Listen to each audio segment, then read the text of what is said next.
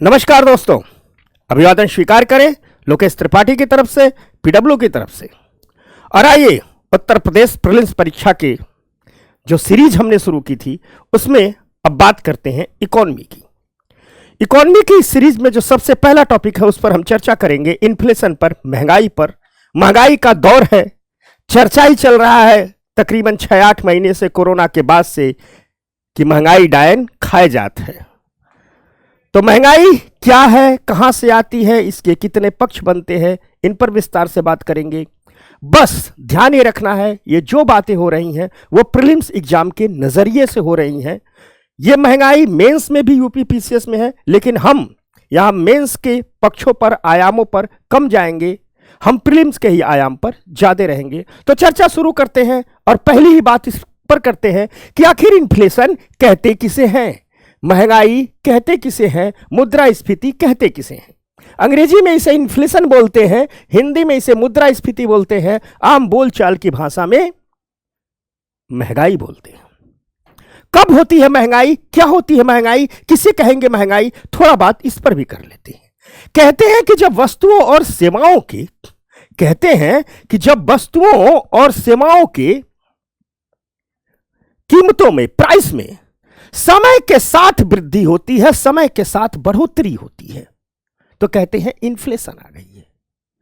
यानी जब हम इस इन्फ्लेशन को परिभाषित करते हैं, मुद्रास्फीति को परिभाषित करते हैं, तो कहते हैं कि महंगाई और कुछ नहीं, समय के साथ मूल्यों में परिवर्तन की दर है। Inflation is the rate of change in price over the time. जो समय के साथ निरंतर वस्तुओं और सेवाओं की कीमतें बढ़ती जा रही हैं।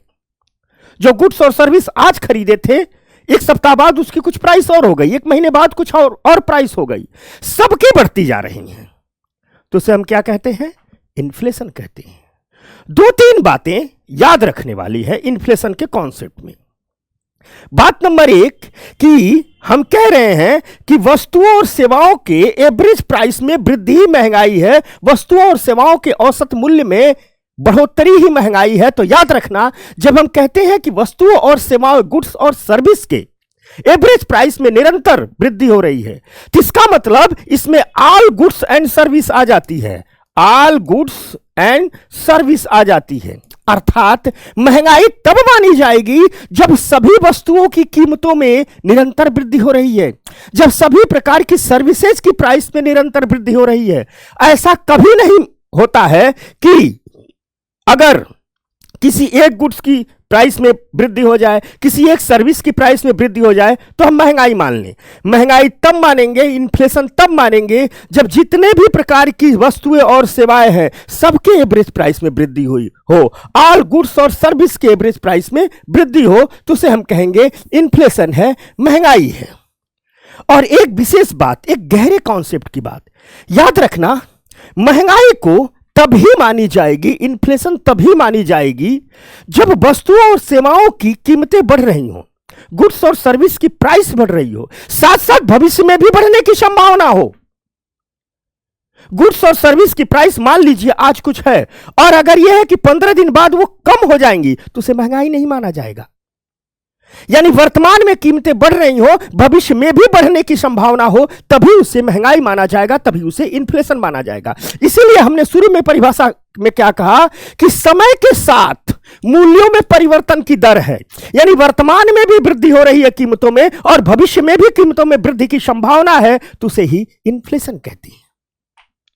और किसकी कीमतें, तो हमने कहा ऑल गुड्स एंड सर्विसेज, सभी वस्तुओं और सेवाओं की कीमतें वर्तमान में भी बढ़ रही है, भविष्य में भी बढ़ने की संभावना है, तो यही महंगाई कहलाती है, यही इन्फ्लेशन कहलाती है, यही मुद्रास्फीति कहलाती है।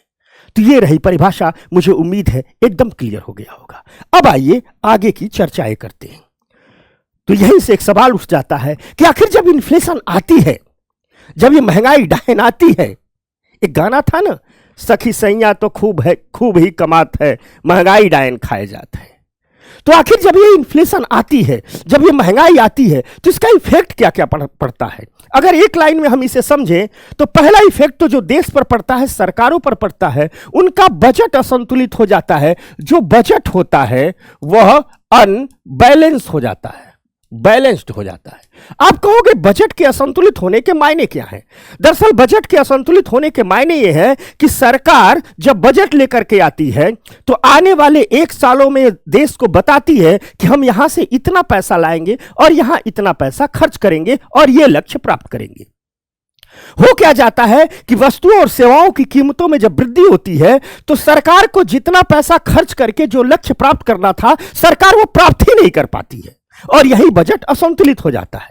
जैसे मान लीजिए किसी साल के बजट में सरकार ने कहा कि 1000 करोड़ रुपए हम खर्च करके एक इंडस्ट्री लगाएंगे, लेकिन महंगाई बढ़ गई। अब वह 1000 करोड़ खर्च करके वो इंडस्ट्री नहीं लगा पाएगी, उसे उसके लिए 1500 करोड़ रुपए खर्च करने पड़ेंगे। तो 500 करोड़ रुपए वो कहां से लाएंगे? उन्होंने तो पूरा 1 साल का ब्यौरा दे दिया है। यानी अब 500 करोड़ रुपए लाने के लिए कहीं ना कहीं से उन्हें कटौती करनी पड़ेगी, किसी न किसी खर्चे से कटौती करनी पड़ेगी या उधारी का कोई नया सोर्स ढूंढना पड़ेगा। तो जब भी इन्फ्लेशन बढ़ती है सरकारों की जो सबसे बड़ी दिक्कत आती है सरकारों के सामने वो होती है कि उनका बजट पूरी की पूरी तरह से असंतुलित हो जाता है। एक बात तो ये होती है। दूसरा होता है कि जो वेलफेयर होता है, कल्याण जो होता है वो प्रभावित हो जाता है। सरकारें देश के सबसे निचले तबकों तक के लिए ढेर सारे वेलफेयर प्रोग्राम चलाती है, उन पर ढेर सारे पैसे खर्च करती है। महंगाई बढ़ने के कारण सरकार को अपने वेलफेयर प्रोग्राम में कटौती करनी पड़ती है, या यूं कहिए कि पैसे खर्च करके जितना वेलफेयर वो प्राप्त करना चाहती है उतना प्राप्त नहीं कर पाती है। इसलिए हम कहते हैं कि वेलफेयर भी प्रभावित हो जाता है। साथ साथ महंगाई के कारण, इन्फ्लेशन के कारण परचेजिंग पावर ऑफ मनी भी क्या हो जाती है? कम हो जाती है। परचेजिंग पावर ऑफ मनी के कम होने का मतलब है, मान लीजिए ये पेन है जिसकी कीमत 10 रुपए है, लेकिन महंगाई बढ़ गई, इन्फ्लेशन बढ़ गई, तो अब यह पेन मिलने लगेगा 15 रुपए में। यानी यही पेन जिसकी वैल्यू क्या थी 10 रुपए, पेन यही है, अब इसकी वैल्यू क्या हो गई? 15 रुपए। अर्थात मुद्रा की खरीदने की क्षमता क्या हो गई? परचेजिंग पावर ऑफ मनी क्या हो गई? कम हो गई। पहले 10 रुपए में पेन खरीदा जाता था, अब 10 रुपए में नहीं मिल रहा, 15 में मिल रहा है। पेन वही है लेकिन ज्यादा पैसे खर्च करने पड़ रहे हैं। इसका मतलब होता है कि परचेजिंग पावर ऑफ मनी क्या हो जाती है? कम हो जाती है। साथ साथ गरीबों पर इस महंगाई का बहुत प्रभाव पड़ता है, क्योंकि उनकी इनकम का एक बड़ा हिस्सा उपभोग पर ही खर्च हो जाता है, एक्सपेंडिचर पर ही खर्च हो जाता है, सेविंग नहीं हो पाती है। जैसे मान लीजिए, एज एग्जांपल इसको मैं समझाता हूं। मान लीजिए कोई व्यक्ति है, 500 रुपए कोई गरीब व्यक्ति है, इसकी रोज की कमाई है, तो यह 400 रुपए अपने पारिवारिक भरण पोषण पर खर्च करता है। आटे पर, चावल पर, दाल पर, तेल पर, इन सब पर खर्च करता है। यह 400 रुपए उसका एक्सपेंडिचर है, यह 400 रुपए उसका एक्सपेंडिचर है। जो से 100 रुपए बच रहे हैं, यह 100 रुपए उसकी सेविंग है। इन्हीं 100 रुपए की सेविंग से भविष्य में वो कोई इन्वेस्टमेंट करेगा कोई, और धीरे धीरे वह पॉवर्टी से, गरीबी से बाहर निकलेगा, गरीबी से बाहर निकलेगा। लेकिन यदि इन्फ्लेशन आ गई तो जो 400 रुपए में जो आटा, चीनी, चावल, दाल, तेल, दवाइयां वो खरीद रहा था, उनकी कीमतें बढ़ गई। अब वह 400 रुपए में नहीं, बल्कि इन जितना सामान, जितना एक्सपेंडिचर 400 रुपए खर्च करके जो वस्तुएं पा रहा था, अब उसके लिए ही उसे 500 रुपए खर्च करने पड़ेंगे, क्योंकि आटा, चावल, तेल, मसाले, इनकी कीमतें बढ़ गई है। यानी उसका एक्सपेंडिचर जो पहले 400 रुपया था वो क्या हो गया? 500 रुपये हो गया। अर्थात उस व्यक्ति का एक्सपेंडिचर क्या हो गया? इंक्रीज हो गया, बढ़ गया। और जब 500 रुपये की इनकम थी, 500 रुपये ही एक्सपेंडिचर हो गया, तो उसकी सेविंग क्या हो गई? सेविंग हो गई जीरो।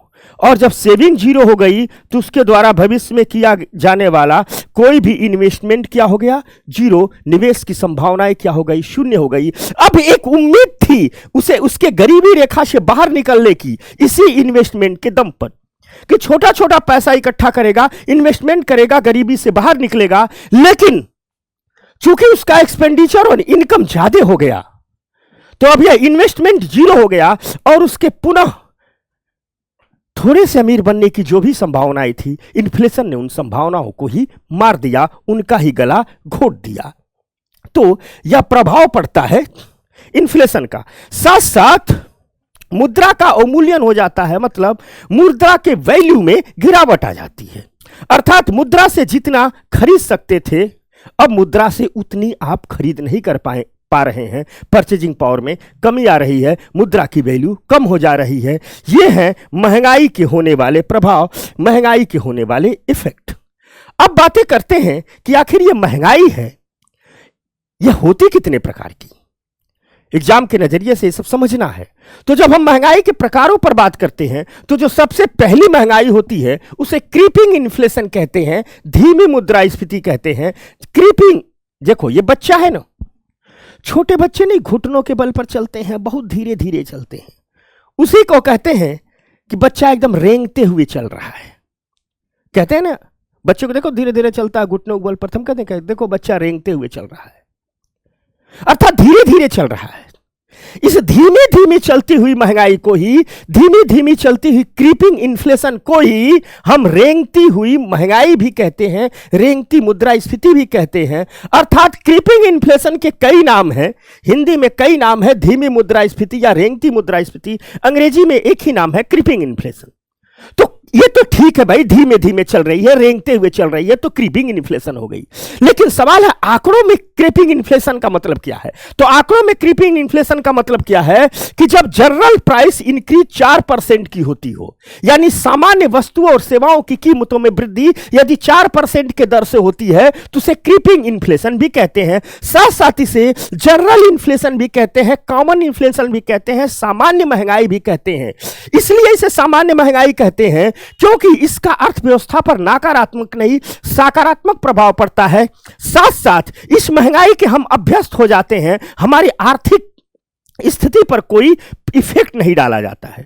चूंकि इसका आर्थिक स्थिति पर कोई बहुत इफेक्ट नहीं पड़ता है, इसके नकारात्मक रूप नहीं होते हैं, इसलिए इसे प्राइस स्टेबिलिटी भी कहते हैं, मूल्य स्थिरता भी कहते हैं। यानी जब जब अगर कहीं बात उठ जाए कि क्रिस इन्फ्लेशन को प्राइस स्टेबिलिटी कहते हैं, तो क्रीपिंग इन्फ्लेशन को हम क्या कहते हैं? प्राइस स्टेबिलिटी कहते हैं, मूल्य स्थिरता कहते हैं। मूल्य स्थिरता इसलिए इसे कहते हैं क्योंकि इस कीमतें बढ़ रही हैं, उसका इफेक्ट नहीं पड़ रहा है। दरअसल स्वाभाविक रूप से थोड़ी बहुत कीमतें बढ़नी भी चाहिए, और थोड़ी बहुत कीमतों का बढ़ना अर्थव्यवस्था के लिए लाभदायक होता है। तो हम कह सकते हैं कि जो एक क्रीपिंग इन्फ्लेशन है यह अर्थव्यवस्था को लाभदायक होती है। थोड़ी बहुत जो कीमतें बनती है उससे व्यापारियों को प्रेरणा मिलती है कि कीमतें बढ़ रही हैं, हमें लाभ होगा, और इसलिए वे अर्थव्यवस्था में निवेश करते हैं, उत्साहित होते हैं कि कीमतें थोड़ी बहुत बढ़ रही हैं, हमें लाभ होगा, ज़्यादा से ज़्यादा निवेश करते हैं और टोटल इकोनॉमी को इससे फायदा पहुंचता है इस क्रीपिंग इन्फ्लेशन से। लेकिन क्रीपिंग इन्फ्लेशन है तो ठीक है, क्रीपिंग इन्फ्लेशन को एक प्रकार से महंगाई माना ही नहीं जाता है, बल्कि इसे प्राइस स्टेबिलिटी ही माना जाता है। लेकिन बात कब गजब हो जाती है? जब मामला आगे बढ़ जाता है। होता क्या है कि जो 4% जनरल प्राइस इंक्रीज है, जिसे हम क्रीपिंग इन्फ्लेशन कहते हैं, यही बढ़ने लगे, रोका ना जा सके। यही 4% का इन्फ्लेशन यदि 8 से 10% के रेट में पहुंच जाए, यानी इन्फ्लेशन रेट यदि 8 से 10% तक हो जाए, तो उसे ही कहते हैं हम ट्रॉटिंग इन्फ्लेशन, दौड़ती हुई महंगाई। अर्थात क्रीपिंग इन्फ्लेशन के बाद जो स्थिति आती है उसे ट्रॉटिंग इन्फ्लेशन कहते हैं। या आंकड़ों में जब इन्फ्लेशन 8 से 10% के बीच पहुंच जाती है तो क्या कहलाती है? ट्रॉटिंग इन्फ्लेशन कहलाती है। तो क्रीपिंग के बाद ट्रॉटिंग की स्थिति आती है 8 से 10%। कभी कभी क्या होता है कि ये 8 से 10% वाली महंगाई रोक नहीं पाती है सरकारें, और यदि 8 से 10% वाली महंगाई को, ट्रॉटिंग इन्फ्लेशन को रोका नहीं गया तो स्थितियां और खराब होने लगती हैं, और यह ट्रॉटिंग इन्फ्लेशन रनवे इन्फ्लेशन में बदल जाती है। हम कहते हैं ना जहाज रनवे पर है, इसका मतलब बहुत तेजी से रनवे पर चलेगा और उड़ेगा। रनवे एक मुहावरा है, आप रनवे पर हैं, रनवे की स्थिति में हैं, यानी आपकी स्पीड अधिक है। तो होता क्या है कि जब ट्रॉटिंग इन्फ्लेशन को हम रोक नहीं पाते हैं तो वह इन्फ्लेशन रनवे इन्फ्लेशन में तब्दील हो जाती है। 8 से 10% की महंगाई को जब सरकारें नियंत्रित नहीं कर पाती हैं तो रनवे इन्फ्लेशन की स्थिति आ जाती है, और 10 के बाद वाली इन्फ्लेशन को हम क्या कह देते हैं? रनवे इन्फ्लेशन कह देते हैं। मान लीजिए 10 से बाद वाली इन्फ्लेशन है पहुंचते पहुंचते 20% के बैंड तक पहुंच गई, यानी 12%, 15%, 18%, 20% के बैंड में यह महंगाई होने लगी। रनवे इन्फ्लेशन इस बात का संकेत होता है कि बहुत जल्दी स्थितियों को कंट्रोल नहीं किया गया तो स्थितियां आउट ऑफ कंट्रोल हो जाएंगी, अर्थात रनवे इन्फ्लेशन हाइपर इन्फ्लेशन में तब्दील हो जाएगा। यानी कीमतें आउट ऑफ कंट्रोल है, प्राइस आउट ऑफ कंट्रोल है और अब महंगाई पर सरकारें काबू नहीं कर पाएंगी। यानी रनवे इन्फ्लेशन के बाद की स्थिति आती है कि प्राइस आउट ऑफ कंट्रोल हो जाती है और उस महंगाई को हाइपर इन्फ्लेशन कहते हैं। आंकड़ों में कहते हैं कि जब इन्फ्लेशन रेट 20 से 30% या उससे अधिक हो जाता है तो उसी को हम कहते हैं हाइपर इन्फ्लेशन की स्थिति आ गई है। आप कहोगे हाइपर इन्फ्लेशन की स्थिति आती क्या है? दरअसल हाइपर इन्फ्लेशन की स्थिति कभी 1-2 दिन में नहीं आती है।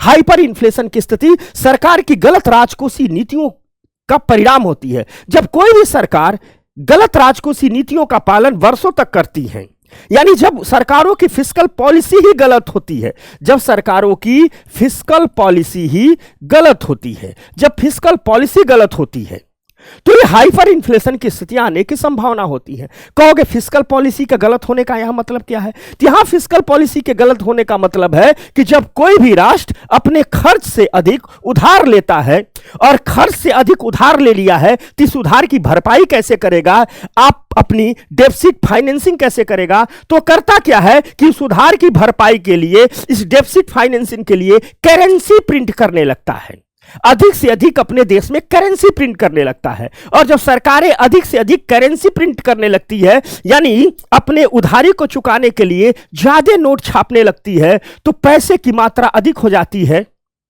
वस्तुएं उतनी ही उतनी है और इन्फ्लेशन बहुत तेज बढ़ जाती है।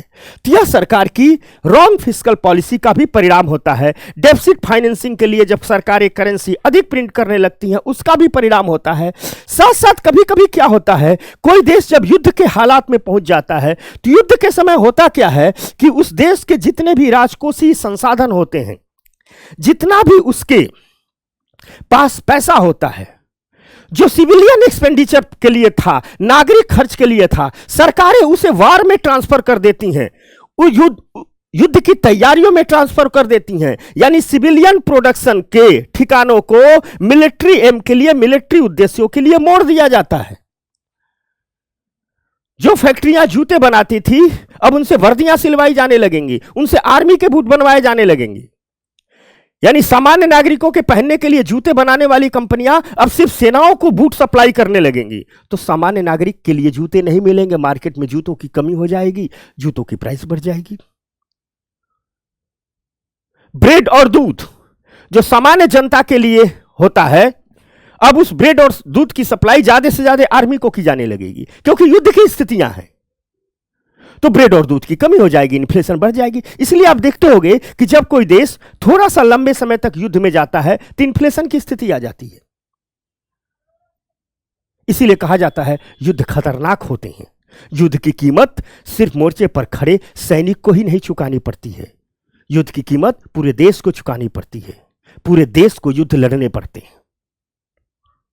तो यह भी एक कारण होता है महंगाई का। और कभी कभी किसी देश में सामाजिक अशांति होती है, देश गृहयुद्धों का शिकार है, देश दंगों का शिकार है, और अगर ऐसी स्थितियां हैं, सामाजिक तनाव है, सामाजिक ताने माने बिखरे हुए हैं, रोज आंदोलन हो रहा है, धरना हो रहा है, प्रदर्शन हो रहा है, गृहयुद्ध हो रहा है, हड़तालें हो रही हैं, कर्फ्यू लगाया जा रहा है, इससे क्या होता है, प्रोडक्शन के जो सेंटर होते हैं बार बार बंद होते हैं, लोगों के काम करने की स्थितियां बार बार बदलती हैं, लोगों की इनकम प्रभावित होती हैं और इससे भी इन्फ्लेशन बढ़ती है। तो ये रहा इन्फ्लेशन क्यों होता है। अब अगर इन्फ्लेशन आ जाएगा तो क्या होगा, इन्फ्लेशन आ जाएगा तो क्या होगा, इन्फ्लेशन आ जाएगा तो क्या होगा, उसके प्रभाव को हम देखते हैं। याद रखना, कुछ क्षेत्रों में मंदी की स्थिति आ जाएगी, रिसेशन आ जाएगा, रिसेशन आ जाएगा। कहोगे कैसे रिसेशन आ जाएगा, मंदी कैसे आएगी? तो आइए समझा देते हैं। जब वस्तुओं की कीमतों में वृद्धि हो रही है, ठीक, तो जब भी किसी वस्तु की कीमत में वृद्धि होती है तो उसकी मांग में गिरावट आ जाती है, उसकी डिमांड कम हो जाती है, यानी बस डिमांड कम हो जाएगी। अरे भाई मार्केट में महंगाई आ गई है तो लोग खरीदारी क्या करने लगे, कम करेंगे, सोचेंगे उतनी ही खरीदारी करें जितने से जीवन चल जाए। किसी व्यक्ति के पास 2 जोड़ी कपड़े हैं, 1 जोड़ी जूते हैं, तो सोचेगा चलो अभी 4 महीने इन 2 जोड़ी कपड़ों में ही काम चला लेते हैं, 1 जोड़ी जूतों में ही काम चला लेते हैं, क्योंकि कपड़े जूते की कीमतें बढ़ गई है। केवल अपने राशन पर ही खर्चे को रखते हैं, दवाइयों पर के खर्चे को रखते हैं, यानी अन्य खर्चे को कम कर देते हैं। और जब भी व्यक्ति अन्य खर्चे को कम कर देता है तो इसका मतलब डिमांड कम हो गई है, और जब भी डिमांड कम होगी तो प्रोडक्शन पर सीधा सीधा असर पड़ेगा, प्रोडक्शन पर सीधा सीधा असर पड़ेगा, प्रोडक्शन भी कम हो जाएगा। और जब प्रोडक्शन कम हो जाएगा तो इसका मतलब जो लोगों को इस प्रोडक्शन से एम्प्लॉयमेंट मिल रहा था, एम्प्लॉयमेंट जनरेशन कम हो जाएगा। सरकारों को जो इस प्रोडक्शन से टैक्स रेवेन्यू मिल रहा था वो भी कम हो जाएगा, और यही स्थितियां तो रिसेशन लाती हैं, यानी पूरी की पूरी अर्थव्यवस्था में रिसेशन आ जाएगा, मंदी आ जाएगा। मंदी और कुछ नहीं है, मंदी यही तो है कि लोगों के हाथ से नौकरियां छिन जाए, सरकार के पास जो टैक्स जाता था वो कम हो जाए, मार्केट में प्रोडक्शन कम हो जाए, मार्केट में डिमांड कम हो जाए। यही तो रिसेशन कहलाती है, यही तो मंदी की स्थिति कहलाती है। तो आ क्या जाता है, रिसेशन पर आ जाता है, पहला इफेक्ट ये पड़ता है। अब हम मेंस की क्लास होगी तो इस पर विस्तार से जाएंगे, कब रिसेशन होती है, क्या रिसेशन होती है, कैसे स्थितियां होती है। लेकिन एक लाइन में प्रीलिम्स की क्लास है तो इससे क्या आ जाती है, रिसेशन आ जाती है। दूसरा इफेक्ट है कि जो सैलरीड इंप्लॉई हैं, जो सैलरीड इंप्लॉय हैं, जो वेतन भोगी लोग हैं, इन सैलरीड इंप्लॉय पर प्रतिकूल प्रभाव पड़ता है, क्योंकि भाई उसकी सैलरी इंक्रीज तो नहीं हो रही है, लेकिन वस्तुओं की कीमतें बढ़ गई, तो उसकी जो सेविंग होती थी वो क्या हो जाएगी, कम हो जाएगी। इसे अपने खर्चे कम करने पड़ेंगे, तो इस पर असर पड़ता है। जो मजदूरी है, ठीक, जो लेबर प्राइस है वह भी स्थिर हो जाती है, और जो लेबर प्राइस जब स्थिर हो जाती है तो उसके परचेजिंग पावर में, लेबर के परचेजिंग पावर में क्या आ जाती है, गिरावट आ जाती है, क्रय शक्ति में गिरावट आ जाती है। कैसे, हमने एग्जाम्पल बताया था, 500 रुपए मान लीजिए किसी लेबर को रोज मजदूरी मिलती है, 400 रुपये में उसका घर चलता है, लेकिन कीमतें बढ़ जाएंगी तो अब वो जितना पहले खाना खा रहा था उतने ही खाने पर, उसी जीवन पर उसे क्या करना होगा, 500 रुपये खर्च करना होगा, यानी उसके पास कोई बचत नहीं है। और जब उसके पास कोई बचत नहीं है तो अगर वो सोच रहा होगा कि अगले महीने एक कपड़े खरीदेंगे, अगले महीने एक जूते खरीदेंगे, अगले महीने कुछ कॉस्मेटिक्स खरीदेंगे, या अपनी साइकिल को बदल करके दूसरी साइकिल खरीदेंगे, तो वो नहीं खरीदेगा, यानी उसकी परचेजिंग पावर क्या हो गई, कमी आ गई, गिरावट आ गई। साथ ही साथ इसका अगला इफेक्ट पड़ता है कि जो पूरा का पूरा प्रोडक्शन सिस्टम है, उस प्रोडक्शन सिस्टम में विकृतियां उत्पन्न हो जाती है, पूरा का पूरा प्रोडक्शन सिस्टम डिस्टर्ब हो जाता है।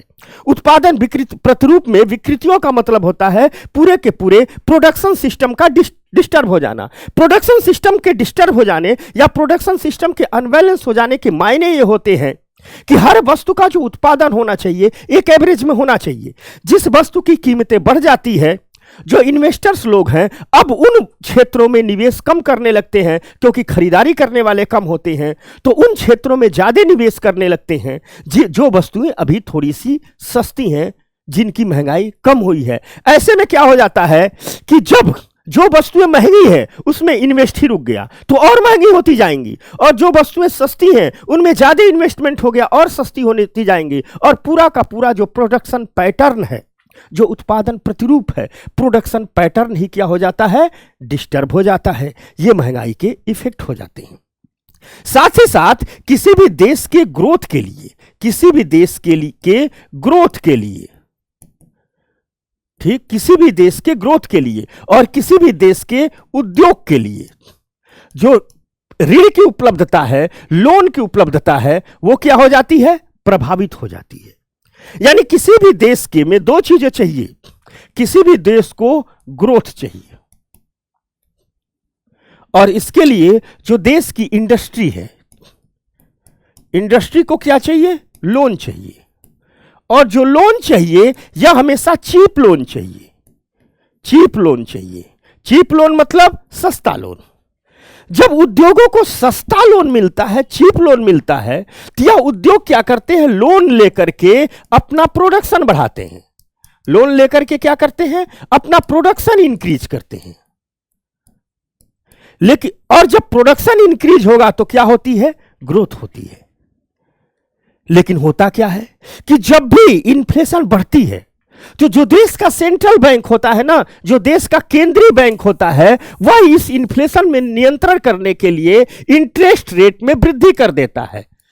क्या करता है? इंटरेस्ट रेट में वृद्धि कर देता है। जैसे आप सुनते होंगे कभी हाल के दिनों में महंगाई बहुत बढ़ी तो आरबीआई ने रेपो रेट में अप्रत्याशित वृद्धि कर दी थी। रेपो रेट में अप्रत्याशित वृद्धि का मतलब क्या होता है कि लोन को महंगा कर देना। तो होता क्या है कि सेंट्रल बैंक इंटरेस्ट रेट बढ़ा देता है महंगाई पर नियंत्रण करने के लिए। और जब सेंट्रल बैंक इंटरेस्ट रेट बढ़ा जाता है तो इससे उद्योगों के पूंजी लागत में वृद्धि हो जाती है। पूंजी लागत में वृद्धि का मतलब यहां समझा देता हूं। पूंजी लागत में वृद्धि का मतलब होता है, देखो यहीं पर कोई इंडस्ट्री को चीप लोन मिल रहा है तो प्रोडक्शन कर रही है। जो लोन मिल रहा है या उसका कैपिटल इन्वेस्टमेंट है, यानी प्रोडक्शन करने के लिए जो ये इंडस्ट्री जितना भी इन्वेस्टमेंट कर रही है, उस इन्वेस्टमेंट में यह चीप लोन भी गिना जाता है। मान लीजिए लोन पर इंटरेस्ट रेट 4% की हो, यानी सस्ता लोन मिल रहा है। तो जब सस्ता लोन मिल रहा है तो इस इंडस्ट्री में प्रोडक्शन की जो लागत हो गई, प्रोडक्शन कॉस्ट जो हो गया, वो अभी तो सस्ता हो गया। याद रखिएगा, प्रोडक्शन कॉस्ट का मतलब कोई उद्योग है, ये कोई उद्योग है, ये कोई इंडस्ट्री है। ठीक, इंडस्ट्री में होता है प्रोडक्शन कॉस्ट।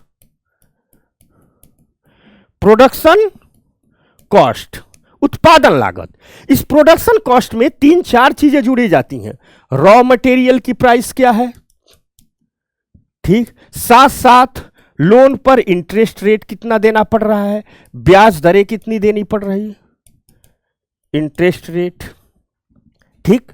इसके अलावा जो सैलरी, वेतन मजदूरों को दिया जाता है उस पर क्या है, जमीन इत्यादि जो ले रहे हैं उसकी कीमत क्या है। अगर हम इंटरेस्ट रेट की बात करें तो अगर सस्ता लोन मिलता है तो प्रोडक्शन कॉस्ट भी क्या होता है, सस्ता हो जाता है। लेकिन अगर लोन महंगा है तो किसी उद्योग का प्रोडक्शन कॉस्ट क्या हो जाएगा, बढ़ जाएगा। और जब भी किसी उद्योग का प्रोडक्शन कॉस्ट बढ़ जाता है तो होता यह है कि वह उद्योग उत्पादन कम करने लगता है, और जब उत्पादन कम करने लगता है तो समृद्धि में या ग्रोथ में गिरावट आ जाती है, डाउनफॉल आ जाता है। तो इसका एक बड़ा इफेक्ट यह होता है कि ग्रोथ में डाउनफॉल आ जाता है। साथ साथ निर्यात पर भी किसी देश के प्रभाव पड़ता है। होता क्या है, जब किसी भी देश में वस्तुएं महंगी हो जाती हैं तो जो विदेशी आयातक हैं, जो विदेशों में ऐसे लोग हैं, जैसे मान लो भारत में महंगाई आ गई तो ढेर सारे व्यापारी हैं जो भारत से वस्तुएं खरीदते हैं, दूसरे देश में ले जाकर के बेचते हैं। ढेर सारे ऐसे व्यापारी हैं। तो मान लीजिए भारत से कोई व्यापारी है सिंगापुर का, भारत से वस्तुएं खरीद रहा है, गेहूं खरीद रहा है, मिस्र में ले जाकर के बेच रहा है। लेकिन भारत में जब गेहूं महंगा हो जाएगा तो उसे भारत में खरीदना भी महंगा पड़ेगा, मिस्र में बेचना भी महंगा पड़ेगा। तो मिस्र वाले गेहूं कम खरीदेंगे इंडिया वाला। तो अब ये सिंगापुर का व्यापारी क्या है, भारत से आयात करता है, दूसरे देश में ले जाकर के बेचता है। तो अभी हतोत्साहित होएगा, कहे नहीं इस देश में महंगाई बहुत, चलते हैं चीन से गेहूं खरीद लेते हैं, चलते हैं रूस से गेहूं खरीद लेते हैं, चलते हैं यूक्रेन से गेहूं खरीद लेते हैं। तो जब वो हतोत्साहक होकर दूसरे देश में चला गया तो इस देश का जो एक्सपोर्ट है इस पर क्या प्रभाव पड़ेगा, निगेटिव इफेक्ट पड़ जाएगा, हमारे निर्यात पर प्रभाव पड़ जाएगा, हमारे निर्यात में क्या आ जाएगी, गिरावट आ जाएगी। साथ साथ निर्यात में तो गिरावट आती है लेकिन आयात बढ़ जाता है। आयात क्यों बढ़ जाता है, होता क्या है कि मान लो कोई पेन इंडस्ट्री है, उसे प्लास्टिक की जरूरत है। मान लीजिए हमारे हाथ में एक पेन है, इसे प्लास्टिक की जरूरत है, इसको बनाने के लिए प्लास्टिक चाहिए, इंक चाहिए। अगर भारत में प्लास्टिक महंगा है, इंक महंगा है, तो अपने ही देश का जो प्रोडक्शन करने वाला व्यक्ति है वो कहेगा हम भारत से अब प्लास्टिक नहीं खरीदेंगे, हम चाइना से प्लास्टिक बना लेंगे, चाइना से इंक मंगा लेंगे, क्योंकि वहां सस्ता मिल रहा है। तो यानी चाइना से यदि इंक और प्लास्टिक आ रहा है तो इसका मतलब है देश के ही आयात में क्या हो रही है, देश के इंपोर्ट में वृद्धि हो जा रही है। तो होता क्या है कि चूंकि जो इंपोर्टेड वस्तुएं होती हैं, आयातक जब किसी देश में महंगाई आ जाती है तो उसकी तुलना में अन्य देश में महंगाई नहीं है, तो जो आयातक है बाहर से वस्तुएं मंगाने लगते हैं, इंपोर्ट वस्तुएं सस्ती हो जाती है, देश के आयात में वृद्धि हो जाती है। ये इफेक्ट है। इसके बाद जब देश के आयात में वृद्धि हो जाती है तो वहीं एक चीज और हो जाता है। आप लोगों ने हाल के दिनों में सुना होगा कि रुपए की वैल्यू गिरी है, डॉलर की वैल्यू ऊपर उठी है। रुपया 70 रुपए पर था, यानी $1 बराबर 70 रुपए होता था, लेकिन हो क्या गया, $1 बराबर 80-81 रुपए हो गया। ये कैसे हुआ, उसका इफेक्ट यहीं से समझते हैं। देखो होता क्या है कि जब किसी भी देश का इंपोर्ट बढ़ जाता है, आयात बढ़ जाता है, तो विदेशी मुद्रा की बहुत मांग हो जाती है उस देश के अपने बाजार में। जैसे मान लीजिए हाल के दिनों में अगर हम इंडिया की स्थिति देखें तो इंडिया को बहुत ज्यादा कोयला बाहर से मंगाना पड़ा है। ठीक, इंडिया को बहुत ज्यादा इलेक्ट्रॉनिक्स गुड्स मंगाने पड़े हैं, बहुत ज्यादा। इंडिया को बहुत ज्यादा पेट्रोलियम तो पहले से ही आता था, पेट्रोलियम मंगाने पड़े हैं। इंडिया को बहुत ज्यादा विदेशों से गोल्ड और सिल्वर मंगाने पड़े हैं। यानी भारत का व्यापारी ये वस्तुएं बाहर से ला रहा है। तो जब इन वस्तुओं को भारत का, मान लीजिए ये व्यापारी है, इन वस्तुओं का जब पेमेंट करेगा, इन वस्तुओं के लिए क्या करेगा, बाहर की दुनिया में पेमेंट करेगा, तो पेमेंट किस में करेगा, डॉलर में करेगा। अब बाहर किस में पेमेंट कर रहा है, डॉलर में पेमेंट कर रहा है। यह कहां से पाएगा डॉलर, इसके पास तो बेचारे के पास रुपया है, तो यह अपना रुपया लेकर के जाता है आरबीआई के पास, और आरबीआई से कहेगा रुपया लो और क्या दो, डॉलर दो। यानी आरबीआई के पास डिमांड किसकी बढ़ जाएगी, डिमांड बढ़ जाएगी डॉलर की। सब लोग कहेंगे रुपया लो डॉलर दो, रुपया लो डॉलर दो, तो डॉलर की डिमांड हो गई और रुपया प्रचुर आ गया। तो जब डॉलर की डिमांड हो जाएगी तो डॉलर क्या हो जाएगा, महंगा हो जाएगा, और अपने ही मार्केट में या पूरे विदेशी मार्केट में रुपया क्या हो जाएगा, सस्ता हो जाएगा। तो जब वो आयात बहुत अधिक बढ़ जाता है तो होता क्या है कि विदेशी मुद्राओं, डॉलर की डिमांड अधिक हो जाएगी। इससे आपकी जो नेशनल मनी होगी उसके वैल्यू में गिरावट आ जाती है, रुपए की वैल्यू कम हो जाती है। अगर हम भारत का उदाहरण ले रहे हैं, दुनिया के किसी भी देश में अगर हो तो वहां पर ऐसा ही होता है। साथ साथ सेविंग पर इफेक्ट पड़ता है, क्योंकि जब मुद्रा के वैल्यू में गिरावट आती है, इसके बाद अगला समझना, अगले से, जब मुद्रा के वैल्यू में गिरावट आती है तो देश के मार्केट में अनिश्चितता की स्थिति आ जाती है। लोगों के सेविंग रेट में भी क्या हो जाती है, गिरावट आ जाती है। लोगों की सेविंग में भी गिरावट आ जाती है, सेविंग लोगों की कम होने लगती है।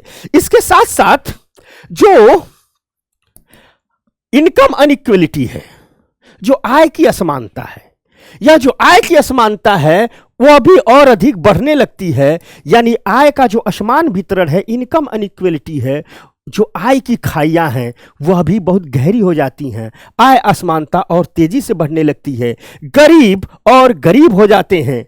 इसके साथ साथ महंगाई के कारण जो लोग सट्टेबाजी में रहते हैं, कालाबाजारी करते हैं, उनकी इनकम में वृद्धि होती है। यह देश और अर्थव्यवस्था दोनों के लिए खतरनाक होती है। और पूरे के पूरे मुल्क में जो इनकम बैलेंस है, वह इनकम बैलेंस का पैटर्न डिस्टर्ब हो जाता है, प्रतिरोध खराब हो जाता है, और देश में एक असंतुलित विकास को, अनबैलेंस ग्रोथ को, अनबैलेंस डेवलपमेंट को बढ़ावा मिलता है।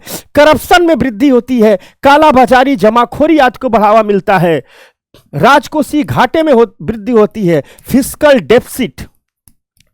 फिस्कल डेफिसिट किसी भी देश का बढ़ने लगता है, अर्थात सरकार की आय से ज्यादा सरकार के खर्चे में होती है। और जब फिस्कल डेफिसिट बढ़ने लगता है, सरकार के आय से ज्यादा सरकारें खर्चे करने लगती है, तो सरकारें भी ऋण लेने लगती है, लोन मार्केट में जाकर के पैसा उठाने लगती है फाइनेंशियल मार्केट से। और जब सरकारें भी पैसा उठाने लगती है तो फाइनेंशियल मार्केट में जो लोन होता है महंगा हो सकता है, और इससे सरकार को और अधिक खर्चा करना पड़ता है, और उसका जो फिस्कल डेफिसिट है दिन प्रतिदिन बढ़ते जाता है, दिन प्रतिदिन खतरनाक हो जाता है। तो ये रही मुद्रास्फीति के कारण। अब हम समझते हैं इस मुद्रास्फीति को हम कंट्रोल में कैसे लाएंगे, नियंत्रण में कैसे लाएंगे, इस पर बात करते हैं। तो आइए अब बात करते हैं इन्फ्लेशन को कंट्रोल करने के लिए क्या क्या उपाय किए जाते हैं। इन्फ्लेशन को कंट्रोल करने के लिए जो उपाय किए जाते हैं उनको तीन भाग में बांट सकते हैं। दरअसल उपाय ही तीन प्रकार के किए जाते हैं। एक को कहते हैं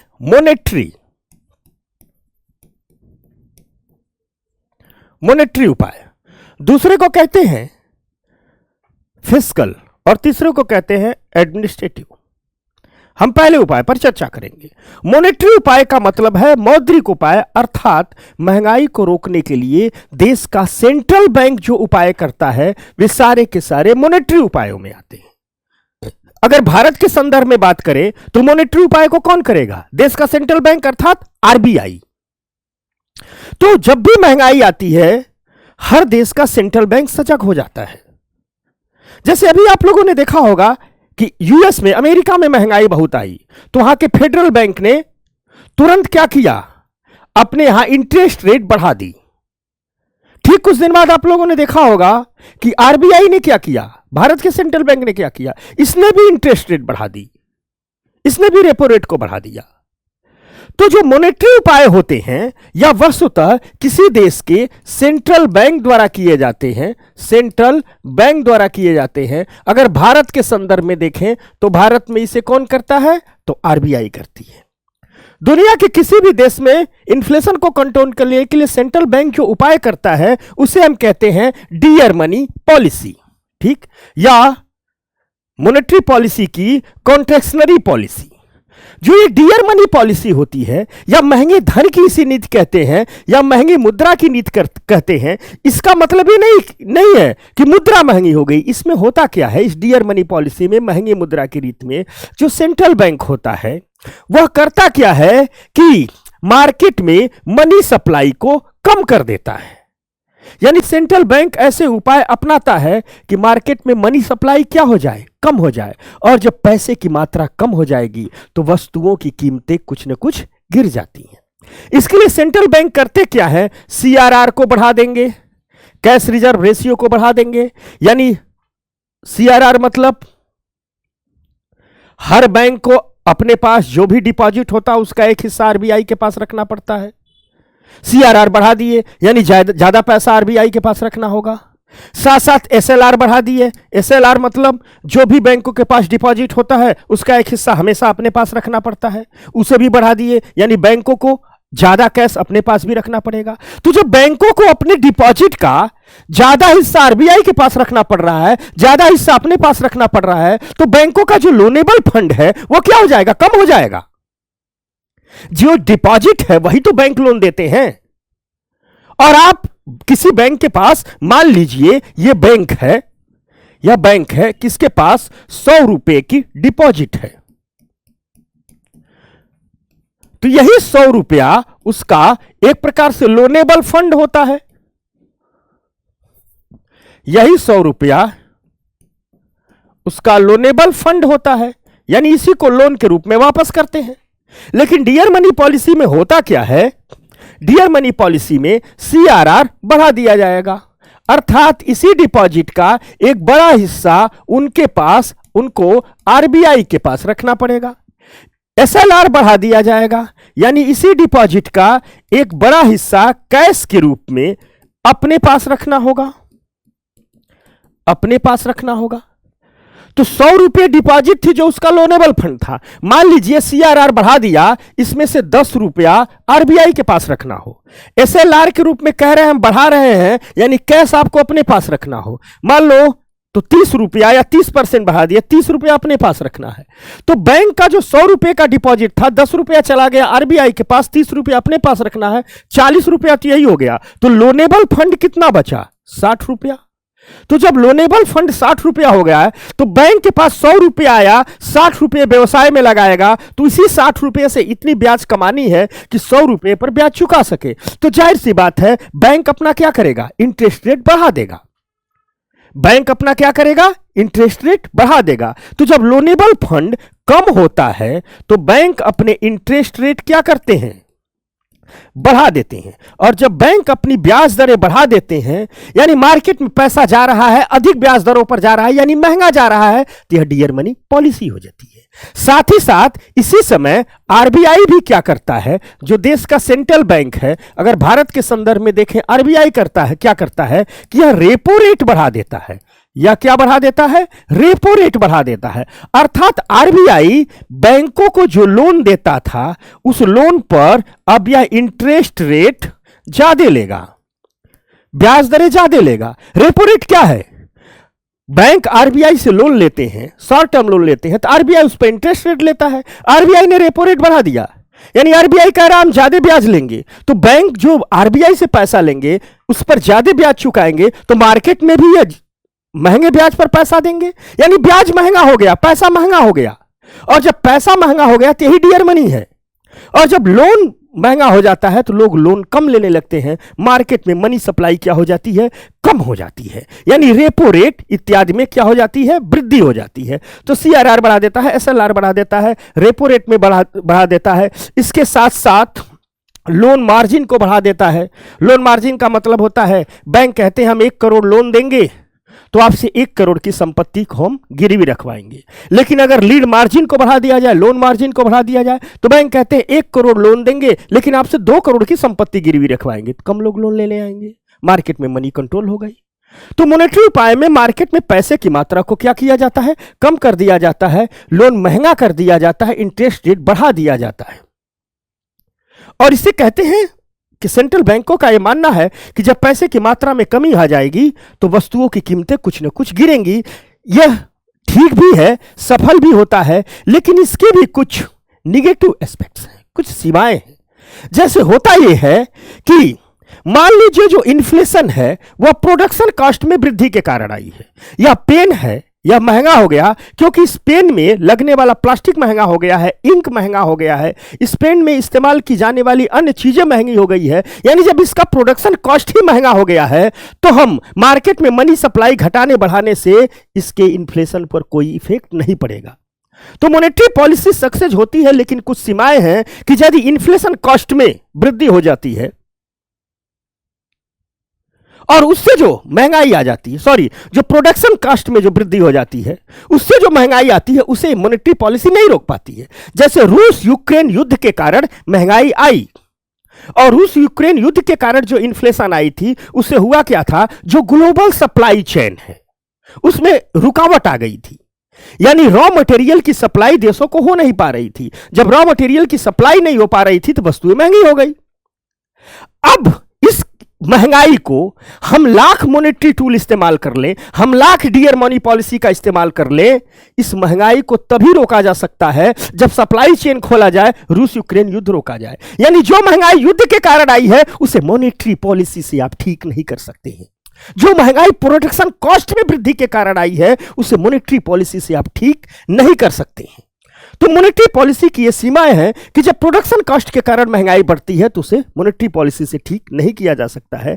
साथ साथ जब इंटरेस्ट रेट हाई कर दी जाती है, ब्याज दरें बढ़ा दी जाती हैं, तो इससे एक और इफेक्ट होता है कि जितने भी प्रोडक्टरी एरिया हैं, जो किसी न किसी वस्तुओं का उत्पादन कर रहे हैं, जो दवाइयां बना रहे हैं, मशीनरी बना रहे हैं, इलेक्ट्रॉनिक गुड्स बना रहे हैं, फर्नीचर बना रहे हैं, कपड़े बना रहे हैं, जूते बना रहे हैं, कॉस्मेटिक्स बना रहे हैं, इनके भी लिए भी फ्लो ऑफ लोन जो होगा वो क्या हो जाएगा?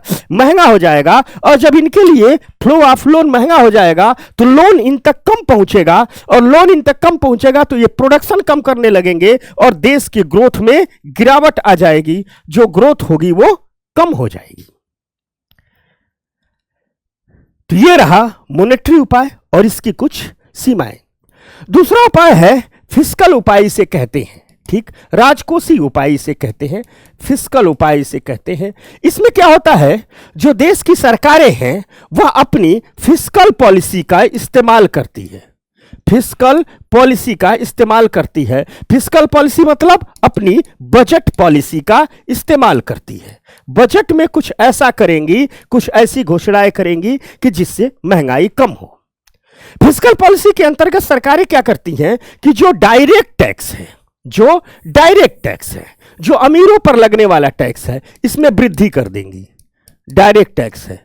जैसे मान लो इनकम टैक्स में वृद्धि कर दिया, इनकम टैक्स में वृद्धि कर दिया, कारपोरेशन टैक्स में वृद्धि कर दिया, ठीक, कॉर्पोरेट टैक्स में वृद्धि कर दिया, यानी जो अमीरों पर लगने वाला टैक्स है, उद्योगों पर लगने वाला टैक्स है, इसमें क्या कर देंगी, वृद्धि कर देंगी। साथ ही साथ इनडायरेक्ट टैक्सों में कमी कर देंगी। जो वस्तुओं और सेवाओं पर लगने वाला टैक्स है, जैसे मान लीजिए जीएसटी क्या है, इनडायरेक्ट टैक्स है। जीएसटी क्या है, यह जीएसटी किस पर लगता है, गुड्स एंड सर्विसेज पर लगता है। तो जब गुड्स एंड सर्विसेज पर टैक्स को क्या करेंगी, कम कर देंगी, ताकि गुड्स एंड सर्विसेज क्या हो जाए, महंगी हो जाए। तो सरकारें अपनी बजटीय पॉलिसी में डायरेक्ट टैक्स को बढ़ा देती है, इनडायरेक्ट टैक्स में कमी कर देती हैं। साथ साथ जो उनका पब्लिक एक्सपेंडिचर होता है, पब्लिक एक्सपेंडिचर, पब्लिक एक्सपेंडिचर जो सार्वजनिक व्यय होता है, इसमें कमी कर देती है। मनरेगा का बजट कम कर देंगी, तालाब खुदवा रहे हैं उनको, उनमें कमी ला देंगी, सड़कें इत्यादि बनवा रहे हैं उनमें कमी ला देंगी, जो लोगों को ढेर सारा पैकेज दे रही हैं उनमें कमी ला देंगी। यानी पब्लिक एक्सपेंडिचर कम करेंगी ताकि लोगों के पास पैसे का फ्लो हो जाए, क्या हो जाए, कम हो जाती है। अब इसमें क्या आ जाती है, पब्लिक एक्सपेंडिचर कम कर देंगी। अब पब्लिक एक्सपेंडिचर कम करके पैसे के फ्लो को कम करेंगी, यानी अपनी बजटीय पॉलिसी में सरकारें डायरेक्ट टैक्स में वृद्धि कर दे रही हैं, इनडायरेक्ट टैक्स में कमी कर दे रही हैं और पब्लिक एक्सपेंडिचर में कमी कर दे रही हैं। ये काम करती हैं ताकि मार्केट में पैसे के फ्लो में क्या आ जाए, कमी आ जाए और महंगाई पर कंट्रोल कर लिया जाए। तो ये तीन काम किए जाते हैं जिसे हम कहते हैं बजटीय पॉलिसी, जिसे हम कहते हैं फिस्कल पॉलिसी, जिसे हम कहते हैं फिस्कल उपाय, राजकोषीय उपाय। डायरेक्ट टैक्स क्या कर रहे हैं, डायरेक्ट टैक्स बढ़ा रहे हैं, इनडायरेक्ट टैक्स क्या कर रहे हैं, कम कर रहे हैं, पब्लिक एक्सपेंडिचर क्या कर रहे हैं, इसको भी कम कर रहे हैं। याद रखिएगा ये तीनों फिस्कल उपाय में आते हैं, लेकिन इनकी भी कुछ सीमाएं हैं, इनकी भी कुछ कमजोर पक्ष हैं। इनकी सीमाएं क्या है कि जब हम डायरेक्ट टैक्स में वृद्धि करते हैं, इससे क्या होती है, लोगों के एक्सपेंडिचर में गिरावट आ जाती है। इनकम टैक्स बढ़ा दिए तो जो व्यक्ति अधिक कमाता था अधिक टैक्स दे दिया, तो उसने सोचा था हम अपनी ये कार बदल करके कुछ और महंगी कार लेंगे, अब वो नहीं लेगा तो ऑटोमोबाइल मार्केट में गिरावट आ जाएगी। किसी ने सोचा था ये बाइक बदल करके कार लेंगे, वही इनकम टैक्स वाला है, अब नहीं लेगा, ऑटोमोबाइल सेक्टर में गिरावट आ जाएगी। किसी ने सोचा था चलो हमारे घर में अब कूलर ही रहता है, कमाई बढ़ी है तो इस साल एसी लगवा लेंगे, लेकिन आपने जो कमाई पड़ी इनकम टैक्स ठोक दिया, ले लिया, अब वो कहेगा हम एसी नहीं लेंगे, पुराने कूलर में काम चला लेंगे। तो नया कूलर लेगा, न तो नया कूलर लेगा, न तो नया एसी लेगा। इससे क्या हो जाएगा, गर्मियों में कूलर और एसी के मार्केट डिमांड में क्या आ जाएगी, कमी आ जाएगी। समझ में आ रही बात। तो जब डायरेक्ट टैक्स में हम वृद्धि कर देते हैं तो लोगों के एक्सपेंडिचर में गिरावट आ जाती है और इसका असर पूरी अर्थव्यवस्था पर पड़ता है। जब किसी सेक्टर में, जब एसी सेक्टर में डिमांड ही नहीं रहेगी, कूलर की डिमांड ही नहीं रहेगी, कार की डिमांड ही नहीं रहेगी, तो फैक्ट्रियां बनाएंगी क्यों, और जब बनाएंगी नहीं तो न तो लोगों को रोजगार मिलेगा, न तो सरकारों को टैक्स मिलेगा। तो होता क्या है कि इसका असर लंबे समय तक पड़ता है, बेरोजगारी पर इसका असर पड़ता है, सरकार के खजाने पर इसका असर पड़ता है। यह फिस्कल पॉलिसी की सीमाएं हैं। साथ ही साथ जो इनडायरेक्ट टैक्स में कमी कर रही है, जीएसटी में जो कमी कर रही है, इसका मतलब क्या है, सरकार अपने खजाने पर असर डाल रही है। सरकार के पास जो टैक्स कलेक्शन है वो कम आ जाएगा, और जब टैक्स कलेक्शन कम आएगा तो सरकार का जो पब्लिक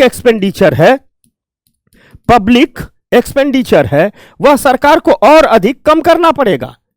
और जब सरकार को अपने पब्लिक एक्सपेंडिचर में कम करना होगा तो उससे एक चीज तो होता है कि देश का विकास तो बाधित होता ही है, विकास की गाड़ी पटरी पर रुक तो जाती है, साथ साथ कुछ राजनीतिक बाधाएं भी उत्पन्न होती है।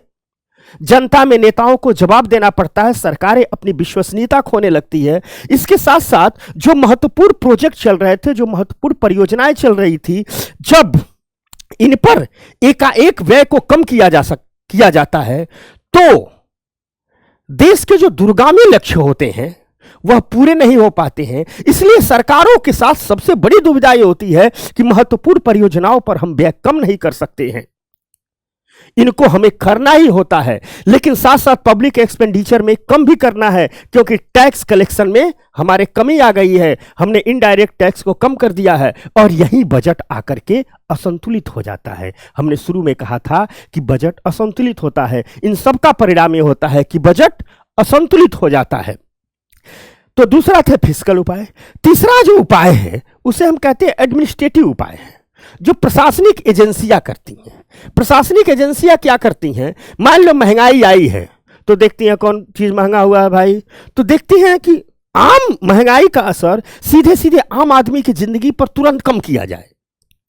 तो क्या करती हैं? जो खाद्य तेल हैं उनके निर्यात पर प्रतिबंध लगा देंगी। जो कुकिंग ऑयल है, जितने भी प्रकार के कुकिंग ऑयल है, अरे भाई पेट्रोलियम का उपयोग, चलो जो साइकिल वाला है वो कम पेट्रोल खरीदता है, लेकिन सब्जी तो सभी लोग खाते हैं, कुकिंग ऑयल का इस्तेमाल तो सभी लोग करते हैं। तो कुकिंग ऑयल, प्याज, दाल, इन सब के एक्सपोर्ट पर प्रतिबंध लगा दिया जाता है। देखो महंगाई आई थी, अभी इन्फ्लेशन आया था, तुरंत इन सब के एक्सपोर्ट पर सरकार ने प्रतिबंध लगा दिया, क्योंकि यह महंगी नहीं होनी चाहिए।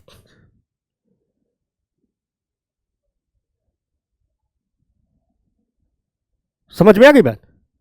अगली बात, पहला उपाय यह होता है कि कुकिंग ऑयल, प्याज, दाल, इन सब के निर्यात पर क्या लगता है? प्रतिबंध लगता है। दूसरी चीज क्या होती है? प्रशासनिक एजेंसियां क्या करती हैं? जो लीकेज को कम करने के लिए, ठीक, पब्लिक डिस्ट्रीब्यूशन सिस्टम है, इनको मजबूत करती हैं। जो हमारा पीडीएस सिस्टम है, पीडीएस, इसको कहते हैं public distribution system. Public distribution system और कुछ नहीं है, सरकारी राशन की दुकानें होती हैं ना, जहां सस्ते अनाज, मुफ्त अनाज मिलते हैं, उनमें लीकेज होता है। लीकेज का मतलब सरकार ने भेजा 1000 बोरी चावल जनता को बांटने के लिए, लेकिन बीच में अधिकारी, नेता और व्यापारी, कुछ भ्रष्टाचारी मिलकर उसे खा गए। 1000 कुंटल चावल भेजा था, 500 कुंटल चावल ही पहुंचा। तो जिनके पास चावल पहुंचना था उनके पास तो 500 कुंटल चावल पहुंचा था। 500 कुंटल चावल क्या हो गया? उसका लीकेज हो गया, रास्ते में ही रिस गया, कोई और ले गया, उसे लीकेज कहते हैं। तो सरकारें क्या कहती है? पीडीएस को, पब्लिक डिस्ट्रीब्यूशन सिस्टम को मजबूत करती हैं। मजबूत इसीलिए करती हैं ताकि जितना हम अनाज भेज रहे हैं उतना अनाज पहुंचे लोगों के पास, ताकि अनाज न खरीदना पड़े, महंगाई पर कंट्रोल रहे। इसीलिए कोरोना के काल में मुफ्त खाद्यान्न वितरण की योजना लाई गई कि आय कम थी, महंगाई बढ़ रही थी, तो कम से कम लोगों को राशन तो फ्री में दे दें। कोरोना के बाद भी रूस यूक्रेन युद्ध शुरू हुआ, चीन में कोरोना की चौथी लहर आ गई, इससे हमारे पोर्ट्स नहीं खुल पाए, सप्लाई चेन हमारी नहीं खुल पाई, और जब सप्लाई चेन नहीं खुल पाई तो इससे और महंगाई आ गई। तो सरकार ने क्या कहा है कि अभी हमारी मुफ्त खाद्यान्न योजना 1 साल और लागू करेगी, ताकि लोगों तक अनाज पहुंचे, तो कम से कम अनाज की खरीदारी तो न करनी पड़े, महंगाई का असर हो लेकिन मारक असर न हो पाए, इसलिए प्रशासनिक सीमाएं की जाती है। साथ साथ जमाखोरी पर, सट्टेबाजी पर प्रतिबंध की व्यवस्था की जाती है। जो कम सप्लाई वाली वस्तुएं हैं उन वस्तुओं का आयात शुरू कर दिया जाता है। देश में प्याज का उत्पादन कम हुआ है तो प्याज खरीदने लगते हैं, देश में दाल का उत्पादन कम हुआ है तो खरीदने लगते हैं। अभी देश में इस साल कुकिंग ऑयल देखो तुम लोग, बहुत महंगा हो गया था, तो फिर कई देशों से भारत सरकार ने तुरंत कुकिंग ऑयल खरीदा। एवं कुछ वस्तुओं के व्यापार पर भविष्य के लिए अस्थायी प्रतिबंध लगाया जाता है। कह दिया जाता है कि हम गेहूं अब 1 साल बाहर एक्सपोर्ट नहीं करेंगे। आपको याद कीजिएगा, जब रूस यूक्रेन युद्ध शुरू हुआ तो उसके 1 महीने बाद ही गेहूं की कीमतें बहुत बढ़ गई। भारत सरकार खूब गेहूं निर्यात करने लगी, लेकिन अचानक देश में गेहूं की कीमतें बढ़ गई, आटे की कीमतें बढ़ने लगी, तो दम प्रधानमंत्री ने तुरंत एक्शन लिया, कहा नहीं गेहूं नहीं भेजेंगे, गेहूं के निर्यात पर प्रतिबंध लगा दिया। कहा कि 6 महीने तक गेहूं के निर्यात पर हम प्रतिबंध लगाते हैं, यानी कुछ वस्तुओं के निर्यात पर अस्थायी प्रतिबंध लगा दिया जाता है। इसे कहते हैं हम प्रशासनिक उपाय। तो ये रही इन्फ्लेशन, ये रहे इन्फ्लेशन के प्रकार, और ये रहे इन्फ्लेशन को कंट्रोल करने के लिए उपाय। 3 बातें तो आपने समझ ली। अब हम थोड़ा सा देखते हैं इन्फ्लेशन को हम मापते कैसे, ठीक? तो इन्फ्लेशन को मापने के लिए भारत में जो मोटे तौर पर जो तकनीकों का सहारा लिया जाता है, एक को कहते हैं होलसेल प्राइस इंडेक्स WPI, और दूसरे को कहते हैं CPI कंज्यूमर प्राइस इंडेक्स। ये क्या होता है एक लाइन में समझाता हूं, फिर बात करेंगे। यह है कोई फैक्ट्री, यह कोई फैक्ट्री है, यहां प्रोडक्शन हो रहा है, तो फैक्ट्री से माल निकाल करके कहां रखा जाएगा? वेयर हाउस में, गोदाम में, ठीक। अब यहां से माल को क्या किया जाता है? सेल किया जाता है। तो यहां से जिस प्राइस पर सेल किया जाता है, आपको कभी कोई जूता खरीदना है तो फैक्ट्री वाले गोदाम में जा खरीदे हैं? नहीं, आप तो दुकानदार के यहां खरीदे हैं। बीच में क्या होता है कि यहां से खरीद करके कौन लाएगा? कोई बड़ा व्यापारी लाएगा, ठीक, ये सप्लाई करेगा छोटे छोटे दुकानदार को, ठीक, छोटे रिटेलर को, खुदरा व्यापारी को, छोटे दुकानदार को, रिटेलर को, या खुदरा दुकानदार को, खुदरा वाले को, ठीक। हम आप जो कंज्यूमर है, जो कंज्यूमर है वो यहां से जाके खरीदता है। जो ये कंज्यूमर है,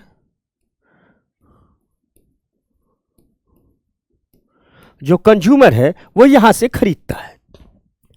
अब यानी जो वेयर हाउस में जो सामान की बिक्री हो रही है, वहां एक दो जूते नहीं बिकेंगे कपड़े का, 4 ट्रक जा रहा है, 5 ट्रक जा रहा है। तो यहां एक अलग प्राइस होती है, यहां की प्राइस कुछ अलग होती है। इस प्राइस को कहते हैं होलसेल प्राइस। होलसेल प्राइस, इस प्राइस को हम कहते हैं होलसेल प्राइस। साथ ही साथ यहां पर अब यहां से बेचारा खरीद के लाया बड़ा व्यापारी, तो रास्ते में ढुलाई भी किया है, ट्रक का किराया भी दिया है, अपने दुकान में रखा है। यहां से रिटेलर, इसकी दुकान का भी खर्चा है। यहां से रिटेलर खरीद करके लाया है, ये भी अपनी दुकान खरीदा है, किराया दिया है, ये भी गाड़ी से ला रहा है, बिजली लगाया है, एसी लगवाया है, अपनी लेबर चार्ज जोड़ रहा है। तो होता क्या है कि यहां वस्तुएं होलसेल प्राइस पर बिकती है, लेकिन कंज्यूमर के पास आकर के इसकी प्राइस बदल जाती है, इसकी प्राइस क्या हो जाती है? बढ़ जाती है। यहां इसको कहते हैं कंज्यूमर प्राइस। यहां हम आप जो वस्तु खरीदते हैं तो वह किस पर खरीदते हैं? कंज्यूमर प्राइस पर। मान लीजिए मैं एग्जांपल दे रहा हूं, मैंने एक कोट पहना है, तो जिस फैक्ट्री में बना होगा, वेयर हाउस में रखा गया होगा, तो मान लीजिए वहां इसकी कीमत 500 रुपए है, ठीक। तो होलसेल प्राइस क्या हो गई? 500 रुपए। अब ये थोक में बिकेगा, बड़े व्यापारी के पास आएगा, बड़ा व्यापारी 2-4 हजार ब्लेजर खरीदेगा। अब जब बड़ा व्यापारी यहां से खरीदेगा तो यहां से ट्रांसपोर्ट करके ला रहा है, अपना गोदाम बनवा रहा है, वहां बिजली की व्यवस्था कर रहा है, वहां सारा सिस्टम कर रहा है, लेबर चार्ज दे रहा है, तो लागत बढ़ गई। तो उस ब्लेजर को अब ये बेचेगा 600 रुपए में, यहां इसकी और हो गई। अब यही ब्लेजर ये जो खुदरा वाला इनसे खरीदेगा, यानी अब ये बड़ा व्यापारी से खुदरा वाला लाएगा, इसने अपनी दुकान लगाई है, शोरूम बनाई है, शोरूम का किराया दे रहा है, खुद बैठा है, 4 लोगों को रखा है, ढुलाई लेकर के आ रहा है, उसकी कीमत दे रहा है। तो अब यह सारी बातें जोड़ करके यह बेचेगा इससे 700 रुपए में, यानी हमको यह कितना में मिला? 700 रुपए में। समझना बात को, यानी किसी भी वस्तु की होलसेल प्राइस अलग होती है, कंज्यूमर प्राइस अलग होती है। अब मान लीजिए यह हमने ब्लेजर पहना है, यह ब्लेजर के लिए अगर कपड़े महंगे हो जाएं, क्लॉथ महंगे हो जाएं, इस ब्लेजर के लिए जो सिलाई के धागा है, धागा महंगा हो जाए, इसकी सिलाई वाली मशीनें महंगी हो जाएं, इसके साथ साथ पेट्रोलियम महंगा हो जाए, तो होलसेल प्राइस क्या हो जाएगी? बढ़ जाएगी। अब मान लीजिए पेट्रोलियम महंगा ना हो रहा हो, सिर्फ यही सब महंगे हो रहे हैं, तो होलसेल प्राइस क्या हो जाएगी? बढ़ जाएगी। लेकिन यहां रास्ते में मान लीजिए अचानक पेट्रोलियम की कीमतें बढ़ गई, तो ये सब महंगे तब होते हैं, होलसेल प्राइस तब बढ़ती है जब रॉ मटेरियल की सप्लाई महंगी हो जाए। लेकिन मान लीजिए कभी रॉ मटेरियल की सप्लाई कम है। अब पहले एक उदाहरण से सोचते हैं, मान लीजिए रॉ मटेरियल, ये सब क्या है? ये सब रॉ मटेरियल है, यह सब रॉ मटेरियल है। रॉ मटेरियल की प्राइस बढ़ रही है तो होलसेल प्राइस क्या हो जा रहा है? बढ़ जा रहा है। लेकिन मान लीजिए कभी रॉ मटेरियल ही नहीं बढ़े, लेकिन देश में अचानक पेट्रोलियम महंगा हो जाए, देश में इलेक्ट्रिसिटी महंगी हो जाए, साथ ही साथ देश में गेहूं महंगा हो जाए, देश में गेहूं महंगा हो जाए, यानी इन दुकानों पर जो लोग काम कर रहे हैं उनको 40 रुपए की जगह 60 रुपए किलो आटा खरीदना पड़े, तो कहेंगे ना हमारी मजदूरी बढ़ाओ, हमारी क्या बढ़ाओ? मजदूरी बढ़ाओ। तो जब हम इन पर काम करने वाले की मजदूरी बढ़ाएगी तो उनकी मजदूरी भी कहां से निकलेगा? कंज्यूमर से ही निकालेगा। बात समझ रहे हो? तो ये कंज्यूमर प्राइस बढ़ जाएगी, 700 रुपए का 800 रुपए हो जाएगा। तो होता क्या है कि जब रॉ मटेरियल बढ़ेगा तो ये भी बढ़ेगा, ये भी बढ़ेगा, लेकिन कभी कभी रॉ मटेरियल नहीं महंगा होता है तो ये नहीं बढ़ता है, ये बढ़ जाता है। समझना, ये दोनों एक दूसरे से जुड़ी चीजें भी हैं, कुछ मामलों में अलग भी हैं। मान लीजिए अगर रॉ मटेरियल का कॉस्ट बढ़ेगा, ये पहले 500 रुपए मिल रहा था, ये 600 में अब एक कोट बन करके होलसेल प्राइस में मिलने लगेगा। जाहिर सी बात है जो पहले यहां 700 मिल रहा था वो 800 मिलेगा। लेकिन मान लीजिए कभी रॉ मटेरियल की प्राइस ना बढ़ जाए, अन्य चीजों की प्राइस बढ़ जाए, तो होलसेल प्राइस नहीं बढ़ता लेकिन कंज्यूमर प्राइस बढ़ जाता है। समझ में आ गई बात? इसीलिए महंगाई की जब गणना की जाती है तो होलसेल प्राइस के आधार पर कितनी महंगाई बढ़ी है इसको अलग से निकाला जाता है, कंज्यूमर प्राइस के आधार पर कितनी महंगाई बढ़ी है उसको अलग से निकाला जाता है। यानी जो बड़ा खरीदार है उसको वस्तुएं कितनी महंगी मिली है इसको अलग से निकाला जाता है, हम आप जो हैं इसको वस्तुएं कितनी महंगी मिली है इसको अलग से निकाला जाता है, और दोनों आंकड़े मिलाए जाते हैं। तो जब होलसेल प्राइस जब बढ़ती है तो होलसेल प्राइस जब बढ़ती है तो इसको निकालने के लिए एक इंडेक्स का हम इस्तेमाल करते हैं जिसे हम होलसेल प्राइस इंडेक्स कहते हैं, WPI कहते हैं।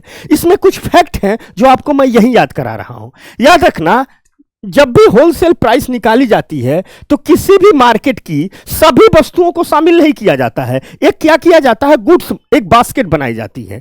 यानी मान लो WPI निकालना है, होलसेल प्राइस निकालना है, तो हम क्या करते हैं, उस मार्केट का एक बास्केट बनाते हैं। ठीक, उस बास्केट में कुछ वस्तुओं को रखते हैं, मेन वस्तुओं को रखते हैं जो इकोनॉमी के लिए जरूरी होती है। यह नहीं कि मार्केट में अगर 2000 प्रकार की वस्तुएं बिक रही हैं तो सबको रख लेंगे। इस बास्केट में कुछ मेन गुड्स को रखते हैं। होलसेल प्राइस में कुछ मेन गुड्स को, या उन्हें ही कहा जाता है सेलेक्टेड गुड्स, यानी चयनित वस्तुओं को हम रखते हैं। यानी याद रखना, होलसेल प्राइस में ऑल गुड्स नहीं रखी जाती है, ऑल गुड्स नहीं रखी जाती है। क्या रखी जाती है? सेलेक्टेड गुड्स रखी जाती है। पहली बात। दूसरी बात याद रखना, जब भी हम होलसेल प्राइस निकालते हैं तो केवल गुड्स को शामिल करते हैं, सर्विसेज नहीं शामिल करते हैं। यानी सेवाओं की कीमतें में घटी है बढ़ी है इसकी गणना नहीं करते हैं। तो WPI में सिर्फ गुड्स को रखते हैं, सेलेक्टेड गुड्स को रखते हैं, सर्विसेज को नहीं रखते हैं। समझ में आ गई बात? एक बात याद कर लो। साथ साथ जो चयनित वस्तुएं रखी गई हैं, सेवाएं सम्मिलित नहीं की गई हैं। इन जो वस्तुएं हैं इनके थोक मूल्य के आधार पर, होलसेल प्राइस के आधार पर इनकी गणना की जाती है। होलसेल प्राइस हमने बता ही दिया। अब हमने कहा कि जो सेलेक्टेड गुड्स रखी जाती हैं उसमें भी किनको रखा जाता है, तो उनमें प्राइमरी गुड्स रखा जाता है जिसे हम इसेंशियल गुड्स कहते हैं, जो अनिवार्य हैं। दूसरे नंबर पर फ्यूल और इलेक्ट्रिसिटी को रखा जाता है, ईंधन और विद्युत को, पेट्रोलियम, इलेक्ट्रिसिटी। तीसरे नंबर पर मैन्युफैक्चरिंग प्रोडक्ट को रखा जाता है, जो छोटी छोटी आम उपभोक्ता के लिए वस्तुएं बनती है, शैम्पू है, टूथपेस्ट है, साबुन है, ये सब। और इनका अलग अलग भारांश दिया जाता है। जैसे 100 अंक का बनाया जाएगा, 100 अंक का बनाया जाएगा, इसमें 22.6% भारांश प्राइमरी गुड्स को दिया जाएगा, 13.1% फ्यूल एंड इलेक्ट्रिसिटी को दिया जाएगा, साथ साथ 64.2% किसको दिया जाएगा? मैन्युफैक्चरिंग गुड्स को दिया जाएगा। किसको दिया जाएगा? मैन्युफैक्चरिंग गुड्स को दिया जाएगा। यह किसको दिया जाएगा? मैन्युफैक्चरिंग गुड्स को दिया जाएगा। तो याद रखिएगा, primary goods, fuel and electricity और मैन्युफैक्चरिंग गुड्स। जो सेलेक्टेड वस्तुएं होती हैं उन सेलेक्टेड वस्तुओं में किसको किसको शामिल किया जाता है? पुनः याद कर लीजिए, WPI में याद रखिए सेलेक्टेड गुड्स, सेवाएं नहीं। और जो सेलेक्टेड गुड्स हैं इनको 3 ग्रुप में वर्गीकृत किया जाता है, 3 ग्रुप में रखा जाता है। फर्स्ट ग्रुप में प्राइमरी गुड्स, दूसरे ग्रुप में फ्यूल एंड इलेक्ट्रिसिटी, और तीसरे ग्रुप में मैन्युफैक्चरिंग गुड्स को रखते हैं। समझ में आ गई बात? भारत में इसे कॉमर्स एंड इंडस्ट्री मिनिस्ट्री, वाणिज्य और उद्योग मंत्रालय के अंतर्गत एक विभाग कार्यरत है जिसे कहते हैं आर्थिक सलाहकार कार्यालय। कंज्यूमर अफेयर्स डिपार्टमेंट है, कंज्यूमर अफेयर्स ऑफिस है, उसी के द्वारा इसका संकलन किया जाता है। मेनली इसमें मिनिस्ट्री याद रखना है। इसका जो मंत्रालय इनको निकालता है, क्योंकि थोक बस कीमत निकाली जा रही है तो हमेशा इंडस्ट्री मिनिस्ट्री इसका आकलन करेगी। समझ में आ गई बात ने? थोक पर है तो इंडस्ट्री मिनिस्ट्री इसका आकलन करती है। इसमें आधार वर्ष 2011-12 है, बेस ईयर, अर्थात हम अगर किसी वस्तु की कीमत में कितनी वृद्धि हो गई है निकालते हैं तो भाई पिछले से तुलना करेंगे तभी तो निकालेंगे।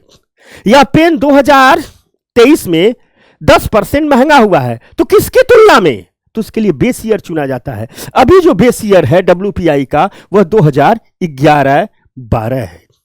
अभी जो बेस ईयर है 2011-12 है। साथ साथ WPI की गणना में इनडायरेक्ट टैक्स को शामिल नहीं किया जाता है। इसका मतलब क्या है? इसका मतलब समझिए, मान लीजिए यह एक पेन है, यह पेन है हमारे हाथ में, इसकी WPI की हम गणना कर रहे हैं, कीमतों की गणना कर रहे हैं। तो यह पेन जो मार्क मान लीजिए 15 रुपए है, पहले था, बाद में यह 20 रुपए का हो गया WPI में, यानी 5 रुपया क्या हो गया? महंगा हो गया। नॉर्मल तौर पर दिख रहा है, लेकिन इसकी गणना ऐसे नहीं करते हैं। इस 15 रुपए में इनडायरेक्ट टैक्स भी तो लगा होगा। हो सकता है 12 रुपये पेन की मैन्युफैक्चरिंग कास्ट हो, 3 रुपये क्या हो? इनडायरेक्ट टैक्स हो, तब इसकी कीमत 15 रुपये हुई है। यहां हमको देखना है, मान लीजिए 20 का मिल रहा है तो 18 रुपये इसकी मैन्युफैक्चरिंग कास्ट हो, 2 रुपये इनडायरेक्ट टैक्स हो, तो 20 का हुआ है।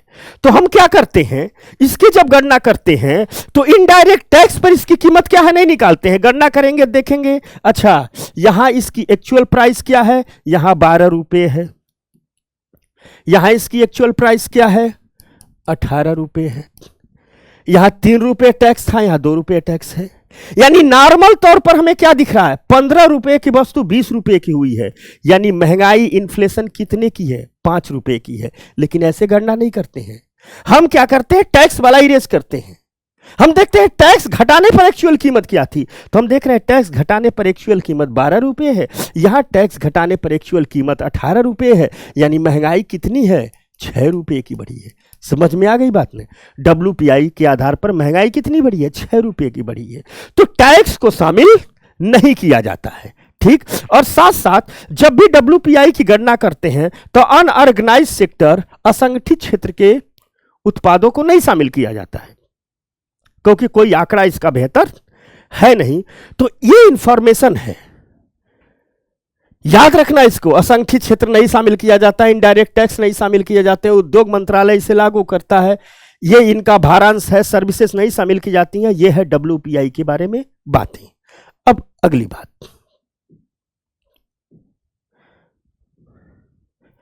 दूसरा है कंज्यूमर प्राइस इंडेक्स। हमने कहा जो हम आप खरीदारी करने जाते हैं उसके आधार पर जो कीमतें हैं उसे किस में रखते हैं, कंज्यूमर प्राइस इंडेक्स में रखते हैं। तो WPI के अतिरिक्त भारत में इन्फ्लेशन की गणना के लिए जो उपभोक्ता स्तर है, कंज्यूमर का लेवल है, उसके स्तर पर हम कंज्यूमर प्राइस इंडेक्स के आधार पर कंज्यूमर इन्फ्लेशन को निकालते हैं। और इस कंज्यूमर इन्फ्लेशन को हम रिटेल इन्फ्लेशन भी कहते हैं, रिटेल इन्फ्लेशन भी कहते हैं। रिटेल इन्फ्लेशन क्यों कहते हैं, खुदरा मुद्रास्फीति कहते हैं। जो छोटी छोटी दुकानें उसे क्या कहते हैं, रिटेल की दुकानें, खुदरा की दुकानें, जहां से हम खरीदते हैं। तो जो रिटेल इन्फ्लेशन है या जो कंज्यूमर इन्फ्लेशन उपभोक्ता के स्तर पर, उसको निकालने के लिए हम किसका इस्तेमाल करते हैं, कंज्यूमर प्राइस इंडेक्स का इस्तेमाल करते हैं कि कितना महंगा हुआ है। भारत में क्या है कि अलग अलग प्रकार के कंज्यूमर हैं, इसलिए भारत में CPI को 4 भागों में विभाजित किया गया है। भारत में जो CPI निकाली जाती है, कंज्यूमर प्राइस इंडेक्स निकाला जाता है, वह 4 अलग अलग वर्गों के आधार पर निकाला जाता है, क्योंकि मेनली 4 प्रकार के कंज्यूमर हैं। तो जो 4 प्रकार के वर्गों पर निकाला जाता है तो कंज्यूमर प्राइस इंडेक्स भी 4 प्रकार का हो जाता है। जैसे एक कंज्यूमर प्राइस इंडेक्स है जिसे हम कहते हैं इंडस्ट्रियल लेबर, इंडस्ट्रियल लेबर, औद्योगिक श्रमिक। तो एक CPI निकलती है जिसे हम consumer price index industrial labour कहते हैं। यह विशेष करके देखा जाता है कि जो उद्योगों में काम करने वाले मजदूर हैं उन पर महंगाई का क्या इफेक्ट पड़ रहा है, उनके लिए अलग से इन्फ्लेशन की गणना की जाती है, उसे consumer price index industrial labour कहते हैं। साथ ही साथ उद्योगों में, तो शहरों में उद्योगों में काम कर रहे हैं, नोएडा गुड़गांव में उद्योगों में काम कर रहे हैं, लेकिन गांव में जो कृषि में मजदूरी कर रहे हैं, खेतों में जो मजदूरी कर रहे हैं, उन पर कीमतों का क्या असर पड़ता है, वो कीमतों से क्या संवाद कर रहे हैं, उनके लिए consumer price index agriculture farm labour निकाला जाता है। इसे फार्म लेबर भी कहते हैं, एग्रीकल्चर लेबर भी कहते हैं। यानी इनके लिए सीपीआई फार्म लेबर निकाला जाता है। उपभोक्ता मूल्य सूचकांक कृषि श्रमिक, इनके लिए अलग से निकाला जाता है। साथ साथ तीसरे लेवल पर जो है, तीसरा जो है उसमें होता है उपभोक्ता मूल्य सूचकांक सीपीआई, और इसके लिए उपभोक्ता मूल्य सूचकांक अर्बन नॉन मैनुअल वर्कर, शहरी गैर मैनुअल कर्मचारी, यानी शहरों में वे इंप्लॉई जो मैनुअल नहीं है। मैनुअल का मतलब जिनकी रेगुलर इनकम का सोर्स नहीं है, इस महीने 15,000 कमा लिए, हो सकता है अगले महीने कमाई न हो पाए, कोई नियमित वेतन पर काम नहीं करते हैं, मैनुअल वर्कर नहीं है, इनको नॉन मैनुअल वर्कर कहते हैं। तो एक सीपीआई नॉन मैनुअल वर्कर पर भी निकाली जाती है, नॉन मैनुअल वर्कर पर भी निकाली जाती है। और इसके अलावा चौथी प्रकार की जो सीपीआई निकाली जाती है वो ग्रामीण मजदूरों के आधार पर निकाली जाती है। याद रखना, कृषि श्रमिक और ग्रामीण मजदूर अलग अलग हैं। कृषि श्रमिक वे हैं जो सीधे खेतों में श्रम करते हैं, लेकिन ग्रामीण श्रमिक रूरल लेवल वो होते हैं जो खेती के अलावा अन्य जगह किसी के घर बन रहा है उसमें मजदूरी कर रहे हैं, चाय दुकान पर काम कर रहे हैं। तो खेती के अलावा जो अन्य मजदूरी करते हैं उनके लिए सीपीआई रूरल लेबर निकाला जाता है। यह 4 प्रकार के निकाले जाते हैं। सीपीआई के 4 प्रकार होते हैं। यह रही दोनों की गणना करने की विधियां। अब आपकी पीसीएस एग्जाम हुआ, यूपीएससी एग्जाम हुआ, इन एग्जामों में इन्फ्लेशन से जुड़े हुए कुछ शब्दों से सवाल पूछे जाते हैं। क्या पूछे जाते हैं? इन्फ्लेशन से जुड़े हुए कुछ शब्दों पर सवाल पूछे जाते हैं। यह सवाल फैक्चुअल भी होते हैं, कॉन्सेप्चुअल भी होते हैं। तो आइए इन्फ्लेशन से जुड़े हुए कुछ शब्दों पर हम बात कर लेते हैं। ठीक, तो एक है डिसइन्फ्लेशन, एक है डिसइन्फ्लेशन। आपके सामने दिख रहा अस्फीति या डिसइन्फ्लेशन क्या होता है? डिसइन्फ्लेशन, डिस है, इन्फ्लेशन नहीं है, यानी यह इन्फ्लेशन के उल्टा चल रहा है। होता क्या है, कभी कभी इन्फ्लेशन रेट में गिरावट आने लगती है, यानी वस्तुएं महंगी नहीं सस्ती होने लगती हैं। और याद रखना, यह भी बहुत अच्छा नहीं है। वस्तुएं महंगी नहीं सस्ती होने लगी हैं, और जब सस्ती होने लगेगी तो जो व्यापारी है, जो इन्वेस्टर है, निवेशक है, उसको घाटा होने लगेगा। तो इन्वेस्टमेंट कम करेगा, प्रोडक्शन कम हो जाएगा, और प्रोडक्शन कम हो जाएगा तो देश के टोटल उत्पादन में क्या आ जाएगी? कमी आ जाएगी। देश की टोटल कमाई में कमी आ जाएगी। और जब उत्पादन ही नहीं होगा, कमाई ही नहीं होगी, तो नौकरी कहां मिलेगी? तो रोजगार में भी क्या आ जाएगी? गिरावट आ जाएगी। अर्थात हम कह सकते हैं कि डिसइन्फ्लेशन और कुछ नहीं है। जब इन्फ्लेशन रेट में गिरावट आने लगे, ये 10 रुपए की वस्तु है, नॉर्मल तौर पर होना क्या चाहिए? अगले साल 11 की मिले, अगले साल 9 रुपए की मिलने लगी। तो जिसने 10 रुपया लगाया था वो 9 रुपए में बेचेगा तो 1 रुपया घाटा होगा ना। और जब 1 रुपया घाटा होगा तो वह उत्पादन को क्या कर देगा? कम हो जाएगा। और किसी व्यक्ति का जो 1 रुपये का घाटा है, वह व्यक्ति के स्तर पर 1 रुपये का घाटा है, वह राष्ट्र के स्तर पर भी 1 रुपये का घाटा है। तो नेशनल इनकम में भी, राष्ट्रीय आय में क्या आ जाएगी? गिरावट आ जाएगी। और जब घाटा होगा तो उद्योग चलेंगे, तो रोजगार में भी क्या आ जाती है? इंप्लॉयमेंट में भी गिरावट आ जाती है। यानी डिसइन्फ्लेशन सीधे सीधे आपके नेशनल इनकम को, आपके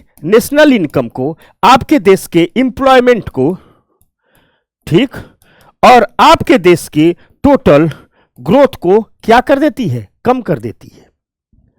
और याद रखना, डिसइन्फ्लेशन की स्थिति को भी हम कहते हैं कि यह 1-2 दिन वाली स्थिति नहीं है। यदि डिसइन्फ्लेशन की स्थिति है, यानी प्राइस कम हो रही है, लेकिन प्राइस भी रेगुलर कम होनी चाहिए, रेगुलर कम होनी चाहिए, रेगुलर डाउनफॉल होना चाहिए, प्राइस में भी सतत गिरावट आनी चाहिए, तब डिसइन्फ्लेशन की स्थिति कहते हैं।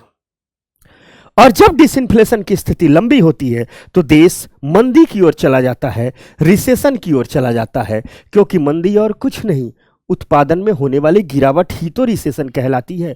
तो डिसइंफ्लेशन अक्सर देश को रिसेशन में लेकर के चला जाता है।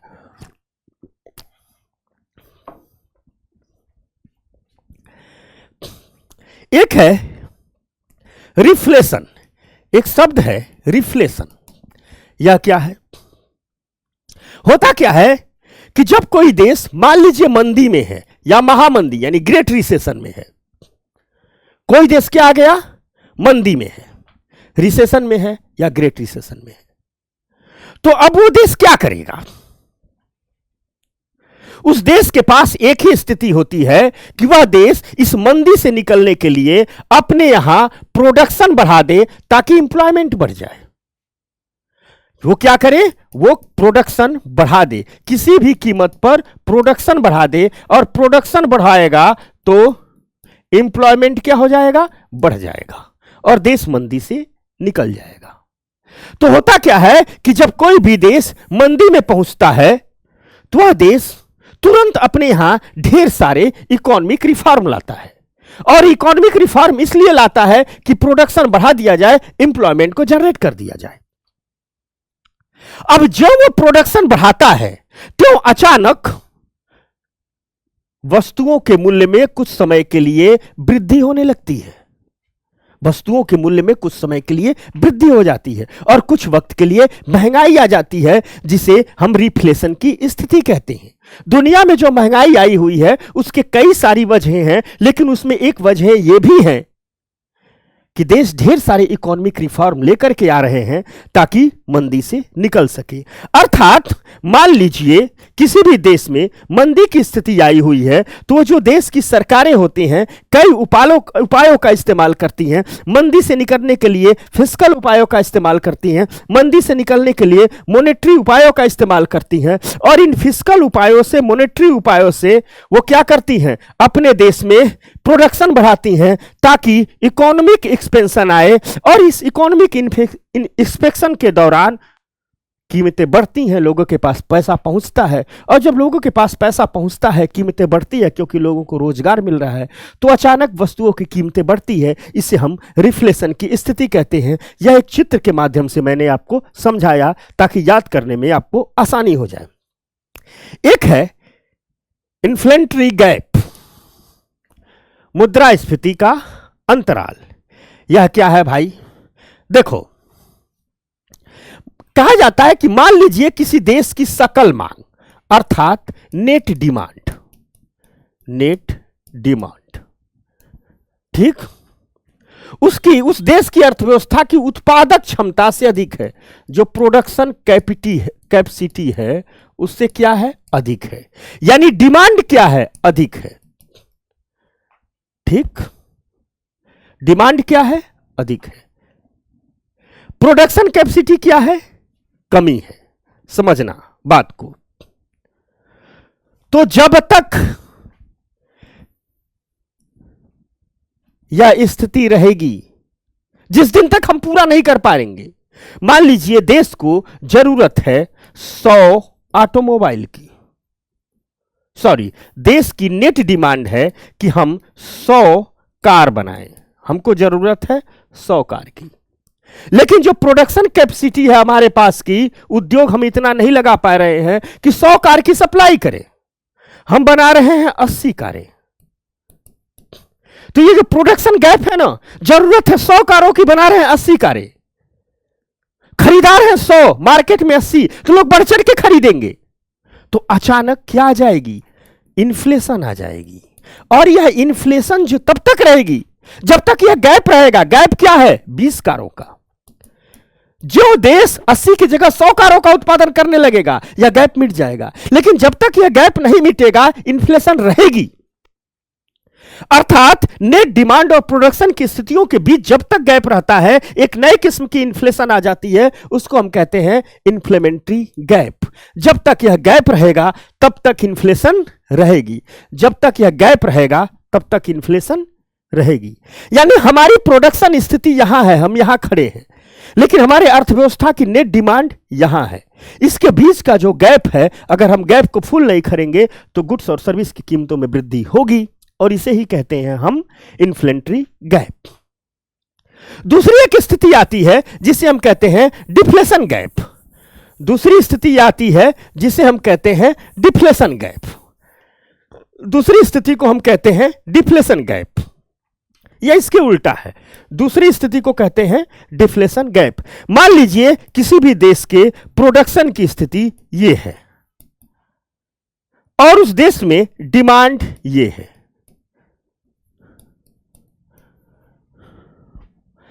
यानी डिमांड है 100 कार का, प्रोडक्शन कर रहे हैं 150 कार, यानी डिमांड से ज्यादा प्रोडक्शन कर दे रहे हैं, तो कार की कीमत बढ़ेगी घटेगी? घट जाएगी। यानी जब डिमांड से ज्यादा प्रोडक्शन होता है,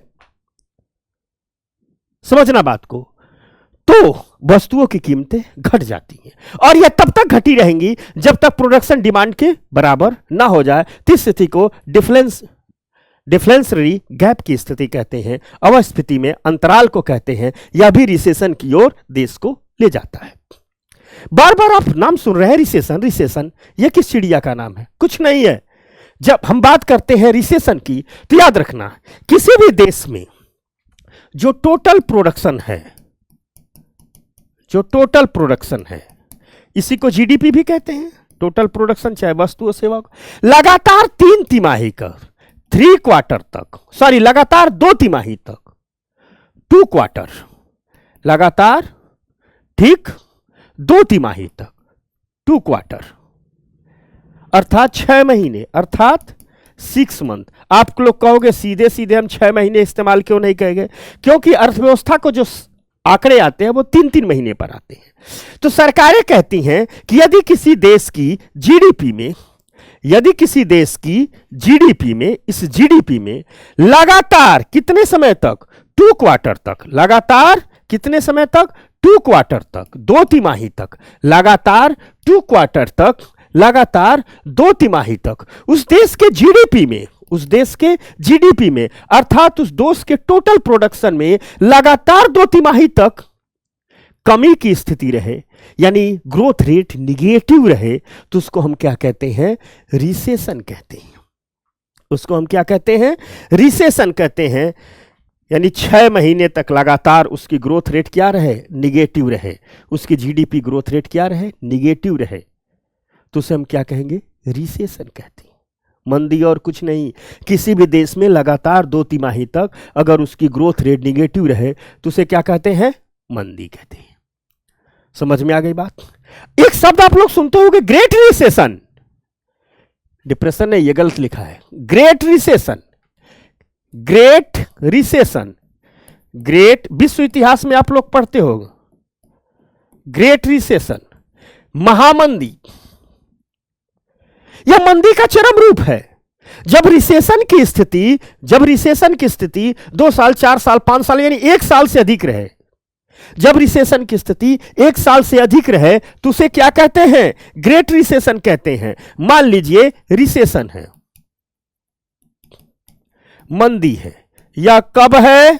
जब लगातार 2 क्वार्टर, 2 तिमाही, अर्थात हम सामान्य भाषा में कहें तो 6 मंथ, तो ये मंदी है।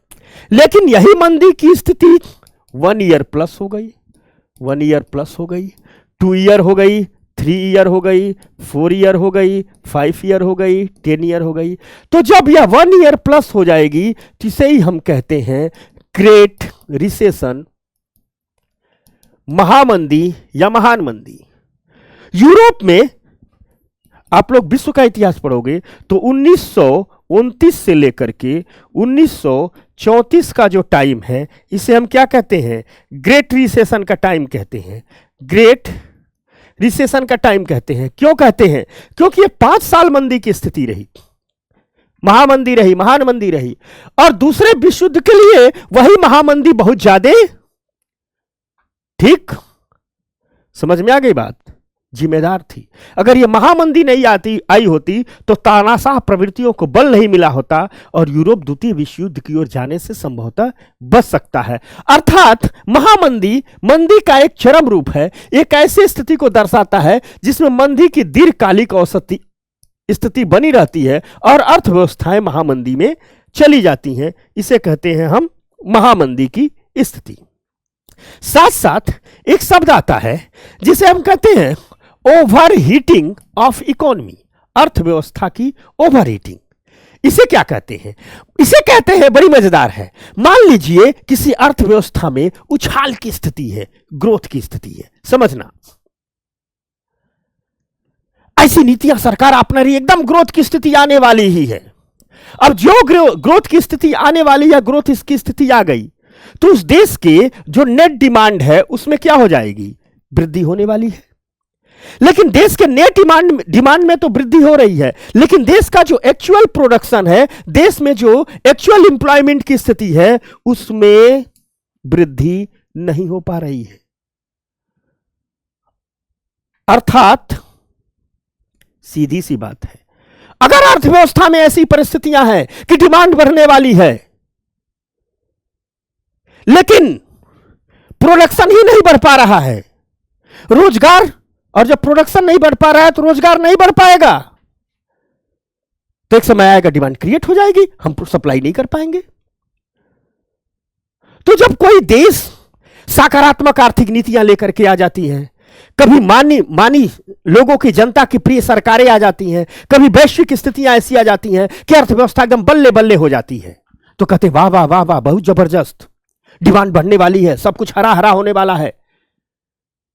तो डिमांड बढ़ने भी वाली होती है, लोग डिमांड बढ़ भी जाती है, लेकिन प्रोडक्शन नहीं बढ़ पाता है, इन्फ्लेशन आ जाएगी। और इसीलिए कहते हैं कि ओवर हीटिंग ऑफ इकोनॉमी आ गई है, इकोनॉमी में हीट है, गर्माहट है, डिमांड नहीं हो पा रही है।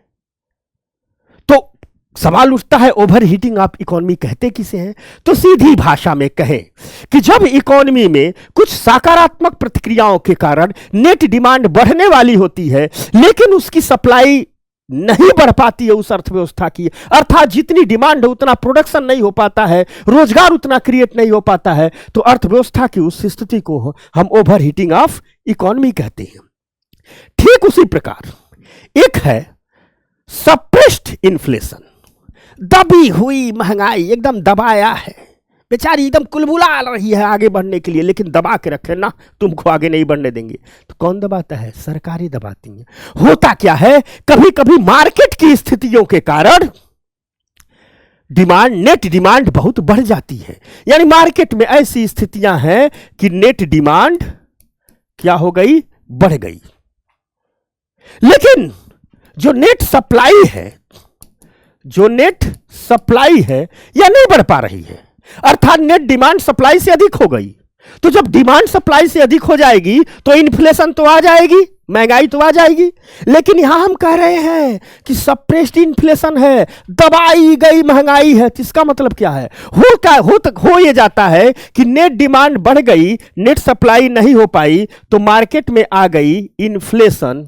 लेकिन मान लो चुनाव आने वाला है तो सरकारें कभी महंगाई बढ़ने देंगी? नहीं बढ़ने देंगी। तो सरकारें क्या करती हैं? सोचती है कुछ दिन के लिए चुनाव है, इस महंगाई को रोक लिया जाए। तो सरकारें क्या करती हैं? वे प्रत्यक्ष मूल्य नियंत्रण उपाय करने लगती हैं, कुछ आवश्यक वस्तुओं के मूल्य तय करने लगती हैं, सरकारें प्राइस रेगुलेशन को लाने लगती हैं, मूल्यों का बहुत तेजी तरह से रेगुलेट करने लगती हैं। कह देती हैं ऑटोमोबाइल तेल कंपनियों को, नहीं भैया, अभी तेल कंपनियां कहते हैं भाई 60 रुपया लीटर पेट्रोल बेचने में घाटा हो रहा है, हम 80 बेचेंगे। प्रधानमंत्री डांटते हैं, चुपचाप 2 महीना बेचो, हम चुनाव के बाद बढ़ाना। तो कंपनियां कहती है कैसे चुनाव के बाद बढ़ाएंगे? तो सरकार कहती है कोई बात नहीं, हम ऑयल बॉन्ड ला देंगे, जो इधर का घाटा होगा उधर भरपाई कर लेना, हम तुमको सब्सिडी दे देंगे। समझ में आ गई बात?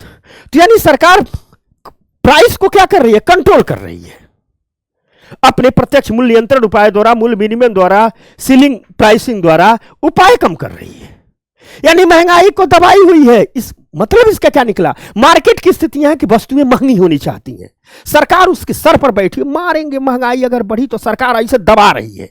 महंगाई बढ़ना चाहती है, सरकार दबा रही है, दबी कुचली महंगाई है, बेचारी एकदम सांस फूल रहा है।